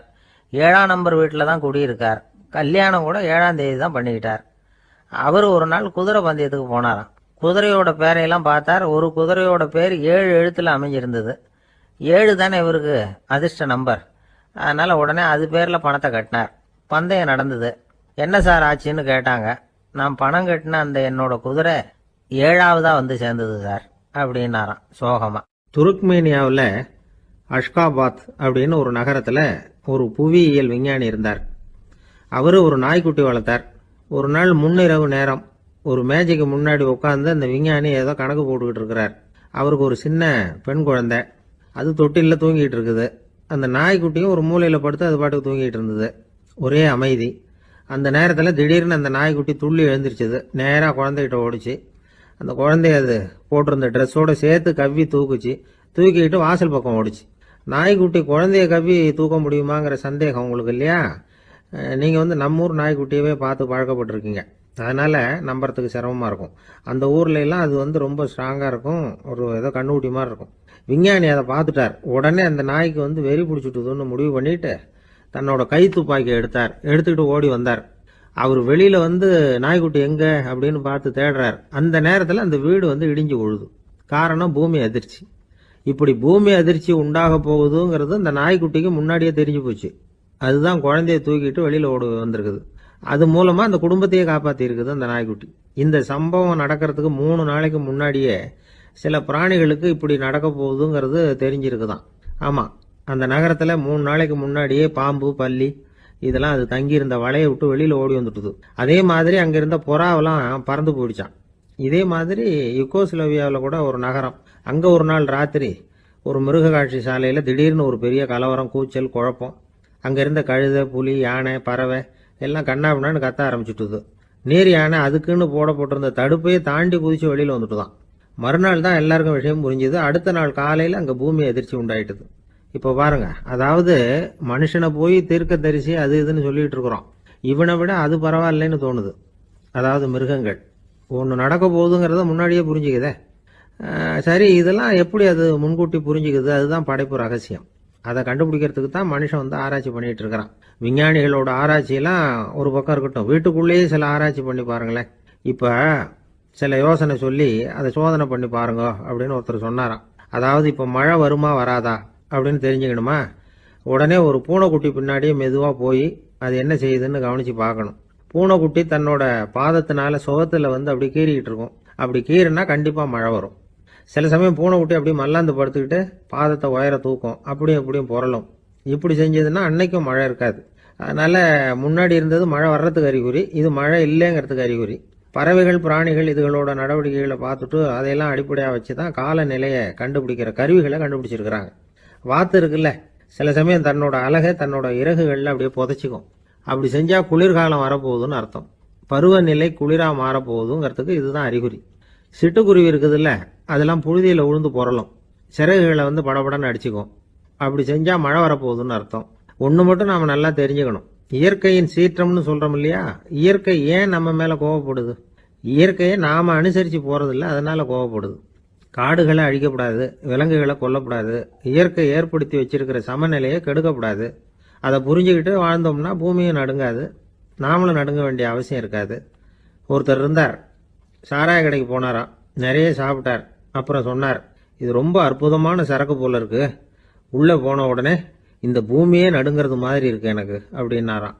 இதுக்கு கடைக்காரர் சொல்லியிருக்கார், நீங்கள் சாப்பிட்டது வெறும் பச்சை தண்ணி தாங்க, இப்போ ஏற்பட்டிருக்கிறது நிஜம் பூமி அதிர்ச்சி அப்படின்னாராம். ஒரு விவசாயி விதைக்கிறதுக்காக வயல்வெளி பக்கம் போறார். விதைகளை அள்ளி வீசினார். அப்போ என்ன ஆச்சுன்னா, சில விதைகள் பாதை ஓரத்தில் விழுந்தது, சில விதைகள் முள் செடிகள் மண்டி இருந்த புதருக்கு இடையில விழுந்தது, சில விதைகள் நல்ல நிலத்தில் விழுந்தது. பாதை ஓரத்தில் விழுந்த விதை என்ன ஆச்சுன்னா, அதெல்லாம் பறவைகள் கண்ணில் போட்டுவிட்டுது. உடனே உட்காந்து கொத்தி தின்னுட்டு போட்டுது. அதிகமாக மண் இல்லாத பாறை பகுதியில் விழுந்த விதையெல்லாம் லேசாக வேர் விட்டு முளைக்க ஆரம்பிச்சுது. அதுக்கப்புறம் வேர் கீழேயும் ஆழமாக போக முடியல, மேலேயும் சூரிய வெப்பம் அதிகம் தாங்க முடியல, எல்லாம் காஞ்சி கருகி போட்டுது. புதர் பகுதியில் சில விதைகள் விழுந்தது இல்லையா, முள் செடிகள் காடாக மண்டி போயிருந்தது. அதனால் முளைச்சி வர்ற செடிக்கு நெருக்கடி அதிகமாக போட்டுது, சரியாக வளர முடியல, விளைச்சலும் சரியா இல்லை. நல்ல நிலத்தில் விழுந்த விதைகள் மட்டும் நல்லா முளைச்சிது, நல்லா வளர்ந்தது, விளைச்சலும் பிரமாதமாக இருந்தது. இந்த கதையை சொல்லிவிட்டு கேட்க செவியுள்ளோர் கேட்கட்டும் அப்படிங்கிறார் இயேசு பெருமான். ஆமாம், இயேசு கடலில் நின்ற படகு ஒன்றில் உட்காந்துருக்கிறார். கடற்கரையில் ஏராளமான மக்கள் உட்காந்துருக்கிறாங்க. அந்த சமயத்தில் தான் இயேசு ஓமைகள் மூலமாக மக்களுக்கு பல உண்மைகளை சொல்லிகிட்டு இருக்கிறார். மக்கள் அந்த கதையை கேட்டுட்டு ஒன்றும் புரியாமல் முழிக்கிறாங்க. அதை கவனித்த இயேசு அந்த ஓமையை விளக்க ஆரம்பித்தார். இதில் அந்த விதைக்கிறவர் தான் இறைவன். அவருடைய வார்த்தைகளை விதைக்கிறார். அந்த வார்த்தைகளை கேட்கிற மக்கள் அந்த விழுந்த விதைகள் மாதிரி 4 வகையானவர்கள். சில பேர் பாதை ஓரத்தில் விழுந்த விதைகள் மாதிரி. இறைவன் வார்த்தைகளை அவங்க கேட்குறாங்க, ஆனால் தீய எண்ணங்கள் செய்கைகள் மூலமாக விதைக்கப்பட்ட வார்த்தைகள் அழிஞ்சு போடுது. இறைவன் வார்த்தைகளை கேட்ட உடனே மகிழ்ந்து போய் உடனே சில பேர் அதை ஏற்றுக்கிறாங்க. இவங்கெல்லாம் அந்த பாறை பகுதியில் விழுந்த விதைகள் மாதிரி. அதனால் இவங்கெல்லாம் வேறு இல்லாதவங்க, கொஞ்ச காலத்துக்கு இறை வார்த்தைகளுக்கு கீழ்ப்படிந்து நடப்பாங்க. அதனால் ஏதாவது இடைஞ்சல் ஏற்பட்டால் உடனே தடுமாறுவாங்க, தங்கள்கிட்ட இருக்கிற நல்ல பண்புகளை விட்டுட்டு பாவ வழிகளுக்கு போயிடுவாங்க. முள் செடிகளுக்கு இடையில விழுந்த விதைகள் மாதிரி உள்ளவங்க யாருன்னா, இவங்களுக்கு உலக கவலை உண்டு, செல்வத்தின் மீது மயக்கம் உடையவர்கள், உலக ஆசைகள் இவங்களுக்குள்ள பூந்துடுறதுனால அங்கே இருக்கிற நல்ல பண்புகள் மறைஞ்சு போயிடுது. அதனால் அவங்களும் உபயோகம் இல்லாதவங்களா ஆயிடுறாங்க. நல்ல மனிதர்கள் நல்ல நிலத்தில் விழுந்த விதைகளுக்கு ஒப்பானவர்கள். இவங்க இறை வார்த்தையை கேட்குறாங்க, அதை ஏற்றுக்கிறாங்க, அவங்களும் நல்லபடியாக வாழுறாங்க, அடுத்தவங்களுக்கும் உபயோகமாக இருப்பாங்க. இதுதான் இயேசு சொன்ன விளக்கம். நல்ல வார்த்தைகளை கேளுங்கள், நல்ல வார்த்தைகளை ஏற்றுக்கொள்ளுங்கள், அடுத்தவங்களுக்கு உபயோகமாக இருங்க. இதுதான் பெரியவங்கள்லாம் நமக்கு சொல்லுகிற உபதேசம். ஒரு அப்பா தன்னுடைய மகனுக்கு உபதேசம் பண்ணார். இதை பாருப்பா, நல்ல வார்த்தைகளை கேட்கணும், எப்போதுமே மகன் அப்பா பேச்சை கேட்கறது நல்லது அப்படின்னாராம். நீ ஏதாவது ஒரு தப்பு பண்ணா என் தலையில ஒரு முடி நரைச்சி வெள்ளையா போடும்பா, நீ செய்யற ஒவ்வொரு தப்புக்கும் என் தலையில ஒவ்வொரு முடி வெள்ளையாயிடும் அப்படின்னாராம். பையன் யோசிச்சான், அப்பா இப்பதான் எனக்கு புரியுது, தாத்தாவோட தலைமுடி பூராவும் வெள்ளையா இருக்கிறதுக்கு என்ன காரணம்ங்கிறது எனக்கு இப்பதான் புரியுது அப்படின்னா. ஜவஹர்லால் நேரு பிரதமராக இருந்த சமயம் அவர் ஒரு தடவை சென்னைக்கு வந்திருக்கிறார். இங்கே சில முக்கிய நிகழ்ச்சிகளில் கலந்துக்கிறதுக்காக வந்திருந்தார். ஆளுநர் மாளிகையில் ஒரு நாள் ராத்திரி தங்கி மறுநாள் புதுடெல்லி புறப்படுறதாக ஏற்பாடு. நிகழ்ச்சியிலெல்லாம் முடிச்சுக்கிட்டு ஆளுநர் மாளிகையில் தங்கி இருக்கிறார். அன்றைக்கு இரவு படிக்கிறதுக்கு ஒரு முக்கியமான புத்தகம் அவருக்கு தேவைப்பட்டது. அந்த சமயத்தில் உலக அளவில் ஒரு முக்கியமான பொருளாதாரம் சம்பந்தமான ஒரு புத்தகம் வெளியாகி இருக்கிற விஷயம் அவருக்கு தெரியும். அந்த புத்தகம் மெட்ராஸுக்கு வந்திருக்குமா, அது இங்கே கிடைக்குமா அப்படின்னு விசாரிச்சிருக்கிறார் நேருஜி. அவர் இப்படி கேட்ட உடனே அங்கே இருந்தவங்கெல்லாம் ரொம்ப பரபரப்பாக செயல்பட ஆரம்பிச்சுட்டாங்க. முக்கியமான இடங்கள்ல எல்லாம் விசாரிச்சிருக்கிறாங்க, அந்த புத்தகம் உங்ககிட்ட இருக்கான்னு. சென்னையில் உள்ள கன்னிமாரா நூல் நிலையத்துக்கு எப்படியும் அந்த புத்தகம் வந்திருக்கணும் அப்படின்னு ஒரு நம்பிக்கை. அங்கே விசாரித்தாங்க. அந்த புத்தகம் 2 நாளைக்கு முன்னாடி தான் அங்கே வந்திருக்குது அப்படிங்கிற விஷயம் தெரிஞ்சுது. உடனே எல்லாரும் அங்கே ஓடினாங்க. அவங்களுக்கு இன்னொரு சந்தேகம், புத்தகம் வந்திருக்கு சரி, அது இந்த சமயத்தில் வேற யாரும் படிக்கிறதுக்கு எடுத்துகிட்டு போயிருக்கக்கூடாதே அப்படிங்கிற சந்தேகம் இருந்தாலும் மனசுக்குள்ள ஒரு தைரியம். இப்படி ஒரு புத்தகம் வெளிவந்திருக்கிற விஷயமே நேருஜி சொல்லி தான் நமக்கே தெரியும். அதுவும் இல்லாமல் உலக பொருளாதாரம் சம்பந்தமான ஏதோ ஒரு புத்தகம் அது. அதை போய் இந்த நேரத்தில் அவ்வளவு ஆர்வமாக யார் எடுத்துகிட்டு போயிட போகிறாங்க அப்படிங்கிற தைரியம், இந்த தைரியத்தோடு அந்த நூல் நிலையத்துக்கு ஓடினாங்க. புத்தகத்தை தேடுனா அது கிடைக்கல, யாரோ எடுத்துகிட்டு போயிருக்கிறாங்க. நேருவுக்கு மட்டுமே தெரிஞ்சிருந்த அந்த புத்தகம் பற்றின விஷயம் சென்னையில் வேற ஒருத்தருக்கும் தெரிஞ்சிருக்குது. உடனே எல்லாரும் பரபரப்பா அந்த அதுக்குன்னு இருக்கிற ரிஜிஸ்டர் இருக்குல்ல, பதிவேடு, அதை புரட்டி பார்க்குறாங்க யார் எடுத்துகிட்டு போகிறாங்கன்னு தெரிஞ்சுக்கிறதுக்காக. எடுத்துகிட்டு போனவங்க அதில் கையெழுத்து போட்டிருப்பாங்கல்ல, அதை பார்த்து யாருன்னு தெரிஞ்சுக்கலாம் அப்படிங்கிறதுக்காக தான் அதை புரட்டுறாங்க. அதோ அந்த புத்தகத்தோட பேர் பக்கத்தில் அதை எடுத்துக்கிட்டு போனவங்க கையெழுத்து உத்து பார்க்குறாங்க எல்லாரும். அதில் போட்டிருக்குது பேர் CN அண்ணாதுரை அப்படின்னு எழுதியிருந்தது. அவர் தான் பேரறிஞர் அண்ணா. நேரு படிக்க விரும்பின ஒரு புத்தகத்தை அதே நேரம் படிக்க விரும்பின இன்னொரு தலைவர் இவர். படிக்கிறதுல அவருக்கு இருந்த ஆர்வத்தை நாம் தெரிஞ்சுக்கணும்னா அதுக்கு எவ்வளவோ சம்பவங்கள் இருக்கு. கடைசி காலத்தில் அவர் அடையாறு மருத்துவமனையில் படுத்திருக்கிறார். அவருக்கு ஒரு முக்கியமான அறுவை சிகிச்சை செய்ய வேண்டியிருக்குது அவசரமாக. அமெரிக்காவிலேருந்து டாக்டர் மில்லர் வந்திருக்கிறார். அவர்கிட்ட கேட்குறார், டாக்டர் நாளைக்கே அறுவை சிகிச்சை செய்ய போறீங்களா அப்படின்னு. ஆமாங்கிறார் டாக்டர் மில்லர். நாளைக்கு மறுநாள் செஞ்சுக்கிறேனே அப்படின்னாரான் அண்ணா. ஏன் ஏதாவது நாள் பார்க்குறீங்களான்னு கேட்டிருக்கார். இல்லை, ஒரு புத்தகத்தை படிச்சுக்கிட்டு இருக்கிறேன், அதை நாளைக்குள்ளே முடிச்சிருவேன், அதுக்கப்புறம் நான் இறந்தாலும் கவலை இல்லை அப்படின்னாரான் இவர். அவர் தான் அறிஞர் அண்ணா. சங்ககால நூல்கள்லேருந்து சமீபத்தில் வந்த நூல்கள் வரைக்கும் எல்லாம் அவர் படிச்சிருக்கிறார். ஒரு திருமண விழாவில் அவர் பேசும்பொழுது சொன்ன விஷயம் இது. சங்க காலத்தில் காதலியை மணக்க விரும்புகிறவனுக்கு அவனுடைய தந்தை வீர சோதனைகள்லாம் வைப்பாரு. போய் புலிப்பல் கொண்டுகிட்டு வா, அப்போதான் என் பொண்ணை கொடுப்பேன் அப்படின்னு சொல்லுவார். காதலன் உடனே காட்டுக்கு போவான், ஒரு புலியை கொன்று அதனுடைய பல்லை கொண்டுகிட்டு வருவான். அதை வீர பதக்கத்தில் பதிச்சு அவனுக்கு மாமனார் சூட்டுவார் கல்யாண சமயத்தில். இப்போலாம் காதலன் கிட்ட அப்படி சொல்ல முடியாது. இப்போலாம் காதலன் கிட்ட காட்டுக்கு போய் புலிப்பல் கொண்டுகிட்டு வான்னு யாராவது சொன்னா புலி தான் மாப்பிள்ளையா வந்து சேரும் அப்படின்னா. வாழ்க்கையில் சில சந்தர்ப்பங்களில் நாம் சில அவமானங்களை சந்திச்சே தீர வேண்டியிருக்கு. என்ன பண்ணுறது, காலம் அப்படி. அவமானப்படுறவங்க உடனே அடங்கி போயிடுறது தான் உலக வழக்கம். அவமானப்பட்டால் உடனே சீறி எழறவங்களும் உண்டு. ஆனால் அதையே ஒரு சவாலாக எடுத்துக்கிட்டு முன்னுக்கு வர்றவங்களும் சில பேர் இருக்கிறாங்க. அவங்க ரொம்ப அபூர்வம். இன்றைக்கி மனோதத்துவ நிபுணர்கள்லாம் என்ன சொல்கிறாங்க தெரியுமா? அவமானப்பட்டுட்டா உடனே அடங்கி போயிடக்கூடாதான், அதையே ஒரு சவாலாக எடுத்துக்கிட்டு மனசில் ஒரு வைராக்கியத்தோட முயற்சி பண்ணினா வாழ்க்கையில் எல்லாரும் முன்னேறலாமா. அவமானம்ங்கிறத நாம் வைராக்கியமாக மாற்றிக்கணும், அதுதான் வெற்றிக்கு வழி. ராமர் இந்த பூமியில் பிறந்ததே ஒரு வைராக்கியத்தினால தான் சார் அப்படின்னார் ஒருத்தர். எப்படிங்க அது அப்படின்னு கேட்டேன். அவர் சொன்னார், தசரதருக்கு ராமர் குழந்தையா பிறக்கணும், அப்போ தான் இங்கே இருக்கிற கஷ்டங்கள்லாம் நீங்கும் அப்படின்னு சர்வ லோகமும் எதிர்பார்த்துக்கிட்டு இருக்குது. ஆனால் அவர் எப்போ பிறப்பார் அப்படின்னு யாருக்கும் தெரியல. அந்த காரியம் சீக்கிரம் நடக்கணுமே, அதுக்கு என்ன பண்ணுறது? நாரதர் வந்தார் ஒரு நாள் தசரதரை தேடி. தசரதா, உனக்கு ஒரு செய்தி தெரியுமான்னு ஆரம்பித்தார். அவர் எப்பவும் இப்படித்தானே ஆரம்பிக்கிறது வழக்கம். என்ன விஷயம்னு கேட்டார் தசரதர். தசரதா, நீ அடிக்கடி உன்னோட தேரில் ஏறிக்கிட்டு தேவலோகத்துக்கு போகிற, அங்கே போகிற வர்ற எல்லாம் பண்ணிகிட்ருக்க, எல்லாம் சரி. தேவலோகத்துலேயும் உன்னை நல்லபடியாக தான் வரவேற்கிறாங்க. தேவேந்திரன் உன்னை பிரியமாக அழைச்சிட்டு போய் தன்னுடைய அரியாசனத்திலேயே தனக்கு பக்கத்திலேயே உட்கார வைக்கிறான். நீயும் சந்தோஷமாக உட்காந்து பேசிவிட்டு வந்துடுற. ஆனால் நீ இங்கே வந்ததுக்கு அப்புறம் அங்கே என்ன நடக்குது தெரியுமா உனக்கு அப்படின்னாரான் நாரதர். என்ன நடக்குது எனக்கு ஒன்றும் தெரியலையே அப்படின்னாரான் தசரதர். நாரதர்கிட்ட கிட்டத்தில் கேட்டிருக்கார், கொஞ்சம் சொல்லுங்கள் என்னது அப்படின்னு. அவர் நெருங்கி வந்தாராம் நாரதரும். மெதுவாக அவர் காதோட காதாக சொன்னாராம். அதாவது நம்ம பாஷையில் சொல்லப்போனால் பற்ற வைக்கிறார். நீ அங்கே தேவேந்திரங்கிட்ட உட்காந்து பேசிவிட்டு வந்த பிறகு நீ அங்கே உட்காந்துருந்த அரியாசனத்தை தண்ணி ஊற்றி கழுவி சுத்தப்படுத்துகிறாங்க. நீ என்ன அந்த அளவுக்கு சுத்தம் இல்லாத ஆளா, தினம் குளிக்காமையாக இருக்கிற அப்படின்னாராம். தசரதருக்கு இது ரொம்ப அவமானமாக போயிட்டுது. அப்படியே செய்கிறாங்க அப்படின்னாராம். ஆமாம், நீ வேணும்னா நான் சொல்கிறது உண்மையா இல்லையா அப்படின்னு சோதனை பண்ணி பார்த்துக்கோ அப்படின்னாரான் நாரதர். உடனே தசரதர் இதுக்காகவே புறப்பட்டு தேவலோகம் போனார். அங்கே வழக்கம் போலவே இவரை கூப்பிட்டு உட்கார வச்சு பேசிக்கிட்டு இருந்தான் தேவேந்திரன்.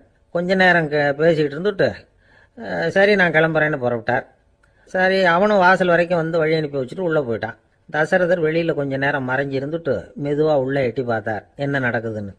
நாரதர் சொன்னது உண்மைதான். தசரதர் உட்காந்துருந்த ஆசனத்தை அங்கே 2 தேவர்கள் கழுவி சுத்தப்படுத்திக்கிட்டு இருக்கிறாங்க. தசரதரால் இதை தாங்கிக்க முடியல. அவருக்கு ரொம்ப அவமானமாக போச்சு. நேராக கிடுகிடுன்னு தேவேந்திரங்கிட்டே போனார். நான் உட்காந்துருந்த இருக்கையே சுத்தம் பண்ணுறியே, நான் என்ன அந்த அளவுக்கு பாவியா அப்படின்னு கேட்டார். ரொம்ப கோபமாக கேட்டார். தசரதரே, மனுஷனுக்கு 3 கடன்கள் உண்டு. தேவ கடன், ரிஷி கடன், பித்ரு கடன். இதை தீர்க்காதவன் பாவியாகிறான். இதில் மகனை பெறுவதால் தான் பித்ரு கடன் தீரும்.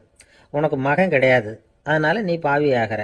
பாவி உட்கார்ந்துருந்த இடம்ங்கிறதுனால அதை சுத்தம் செய்ய வேண்டியது எங்கள் கடமை அப்படின்னு நானும் தேவேந்திரன். இந்த இடத்துல தசரதருக்கு ஏற்பட்ட அவமானம் ஒரு வைராக்கியமாக மாறிச்சு. தேவேந்திரனே கேட்டுக்கோ, ஒரு மகனை பெற்ற பிறகு தான் இந்த சபையில் மறுபடியும் அடி எடுத்து வைப்பேன் அப்படின்னு சொல்லிவிட்டு போயிட்டாராம். போய் புத்திர காமேஷ்டி யாகம் பண்ணார். புத்திரர்கள் பிறந்தார்கள். இந்த கதையில் உள்ள கருத்து என்னன்னா, தேவேந்திரன் தசரதரை அப்படி அவமானப்படுத்தலைன்னா அவருக்கு இப்படி ஒரு வைராக்கியம் பிறந்திருக்குமா? யோசிச்சு பார்க்கணும். நமக்கு ஏற்படுகிற சில அவமானங்களையும் வைராக்கியமாக மாற்றிக்குவோம். அப்படி மாற்றிக்கிட்டோம்னா வாழ்க்கையில் முன்னேறலாம். நம்ம ஆளுங்க சில பேர் அவமானத்தை வைராக்கியமாக மாற்றிக்கிறது எப்படி தெரியுமா? நம்மகிட்ட ஒரு பையன் சொன்னான், எங்கள் அப்பா என்னை எல்லாருக்கும் முன்னாடி வச்சு திட்டுவிட்டார், பொறுப்பு இல்லாமல் ஊர் சுற்றுறேன்னு சொல்லி அவமானப்படுத்தி விட்டார். இனிமேல் நீ என் முகத்திலேயே முழிக்காதரா போடான்னு வேற சொல்லிவிட்டார். எனக்கு ரோஷம் வந்துட்டுது. அந்த அவமானத்தை வைராக்கியமாக மாற்றிக்கிட்டேன். அன்னையிலேருந்து அவர் முகத்திலேயே முழிக்கிறது இல்லை அப்படின்னா. அப்படியான்னு கேட்டோம். ஆமாங்க, அவர் வீட்டில் இல்லாத நேரமாக பார்த்து உள்ள சமையல் கட்டுக்கு போய் சாப்பிட்டுட்டு நைஸாக வெளியில் வந்துடுவேன் அப்படிங்கிறான். ஒரு ஊரில் ஒரு சித்தர் இருந்தார், சூஃபி சித்தர். அவர் ஞானம் பெற்ற ஒரு சித்தர். ஒரு நாள் அந்த நாட்டு மன்னன் அவரை பார்க்கறதுக்காக வந்தான். என்ன வேணும் உனக்குன்னு கேட்டார். நான் கடவுளை பார்க்கணும், அதுக்கு நீங்கள் தான் உதவி பண்ணணும் அப்படின்னா அவன். சித்தர் கொஞ்சம் யோசனை பண்ணார். சரி, போயிட்டு நாளைக்கு வாடினார். அதே மாதிரி மன்னன் போயிட்டு அடுத்த நாள் வந்தான். இங்கே நீ என்னோட ஒரு வாரம் தங்கியிருக்க வேண்டியிருக்கும்னார். சரின்னா ஒரு பிச்சை பாத்திரத்தை தூக்கி கையில் கொடுத்தார். அவனுக்கு ஒன்றும் புரியல, இருந்தாலும் வாங்கிட்டான். வாங்கிட்டு இதை என்ன செய்யணும் அப்படின்னு கேட்டான். இதை ஒன்றும் செய்ய வேணாம், இதை எடுத்துக்கிட்டு பக்கத்தில் உள்ள கிராமங்களுக்கு போ, வீடு வீடாக பிச்சை எடுத்துக்கிட்டு வா. அப்படி வந்த பிறகு தான் உனக்கு சாப்பாடும் ஓய்வும் கிடைக்கும். ஒரு வாரம் இப்படி செய், அதுக்கப்புறம் 8வது நாள் நாம் கடவுளை பற்றி யோசிக்கலாம் அப்படின்னார். இப்படி ஒரு சொன்னதை கேட்டதும் அந்த அரசனுக்கு அதிர்ச்சி ஆயிட்டுது. ஒரு மாதிரி ஆயிட்டான். தன்னுடைய சொந்த நாட்டில் சொந்த குடிமக்கள்கிட்ட போய் பிச்சை எடுக்கிறதா அப்படின்னு யோசனை பண்ணி பார்த்தான். அதுக்கப்புறம் மெதுவாக அவன் அந்த சித்தரை பார்த்தான். ஐயா, சொந்த நாட்டிலேயே பிச்சை எடுக்கிறதுன்னா எனக்கு ஒரு மாதிரியாக இருக்குது, வெக்கமாக இருக்குது. நான் வேணும்னா வெளி தேசத்தில் எங்கேயாவது போய் பிச்சை எடுக்கவா அப்படின்னு கேட்டான். இதுக்கு அந்த சித்தர் ஒரு சம்மதிக்கலை. இதை பாரு, உன்னால் பிச்சை எடுக்க முடியலன்னா பேசாமல் திரும்பி அரண்மனைக்கே போயிடு. அதுக்கப்புறம் கடவுளை பற்றியெல்லாம் பேசுறதுக்கு என்னை தேடிட்டு வரக்கூடாது அப்படின்னு விட்டார். மன்னன் தயங்கினான். இருந்தாலும் மனசை சரி பண்ணிட்டு சம்மதிச்சான். சரிங்க, ஒரு வாரம் இங்கே தங்குறேன், நீங்கள் சொல்கிறது மாதிரி பக்கத்து கிராமங்களுக்கு போகிறேன், வீடு வீடாக பிச்சை எடுக்கிறேன், வர்றேன் அப்படின்னா. ஒரு வாரம் தெரு தெருவாக பிச்சை பாத்திரத்தோடு அலைஞ்சான். சொந்த ஊரில் சொந்த குடிமக்கள்கிட்ட பிச்சை எடுத்தான். 7 நாள் முடிஞ்சுது. 8வது நாள் அந்த சித்தர் மன்னனை கூப்பிட்டார். இப்படி வாழ்னார். வந்தான். இனிமே நீ கடவுளை பற்றி என்கிட்ட கேட்கலாம்னார். இனிமே கேட்கறதுக்கு ஒன்றுமே இல்லை சுவாமின்னா இவன். ஒரு வார காலம் பிச்சை எடுத்த பிறகு தான் கடவுளை காண முடியும் அப்படின்னு நான் கனவு கூட காணவில்லைன்னா. அப்படின்னா நீ பிச்சை எடுத்த காலத்தில் அப்படி என்னதான் நடந்தது அப்படின்னு கேட்டார் அவர். சுவாமி, ஒரு வார காலம் பிச்சை எடுத்ததில் என்னுடைய ஆணவம் அழிஞ்சுட்டுது. அது இப்போ இருக்கிற இடமே தெரியல. இப்போ அதை காணவே காணோம்.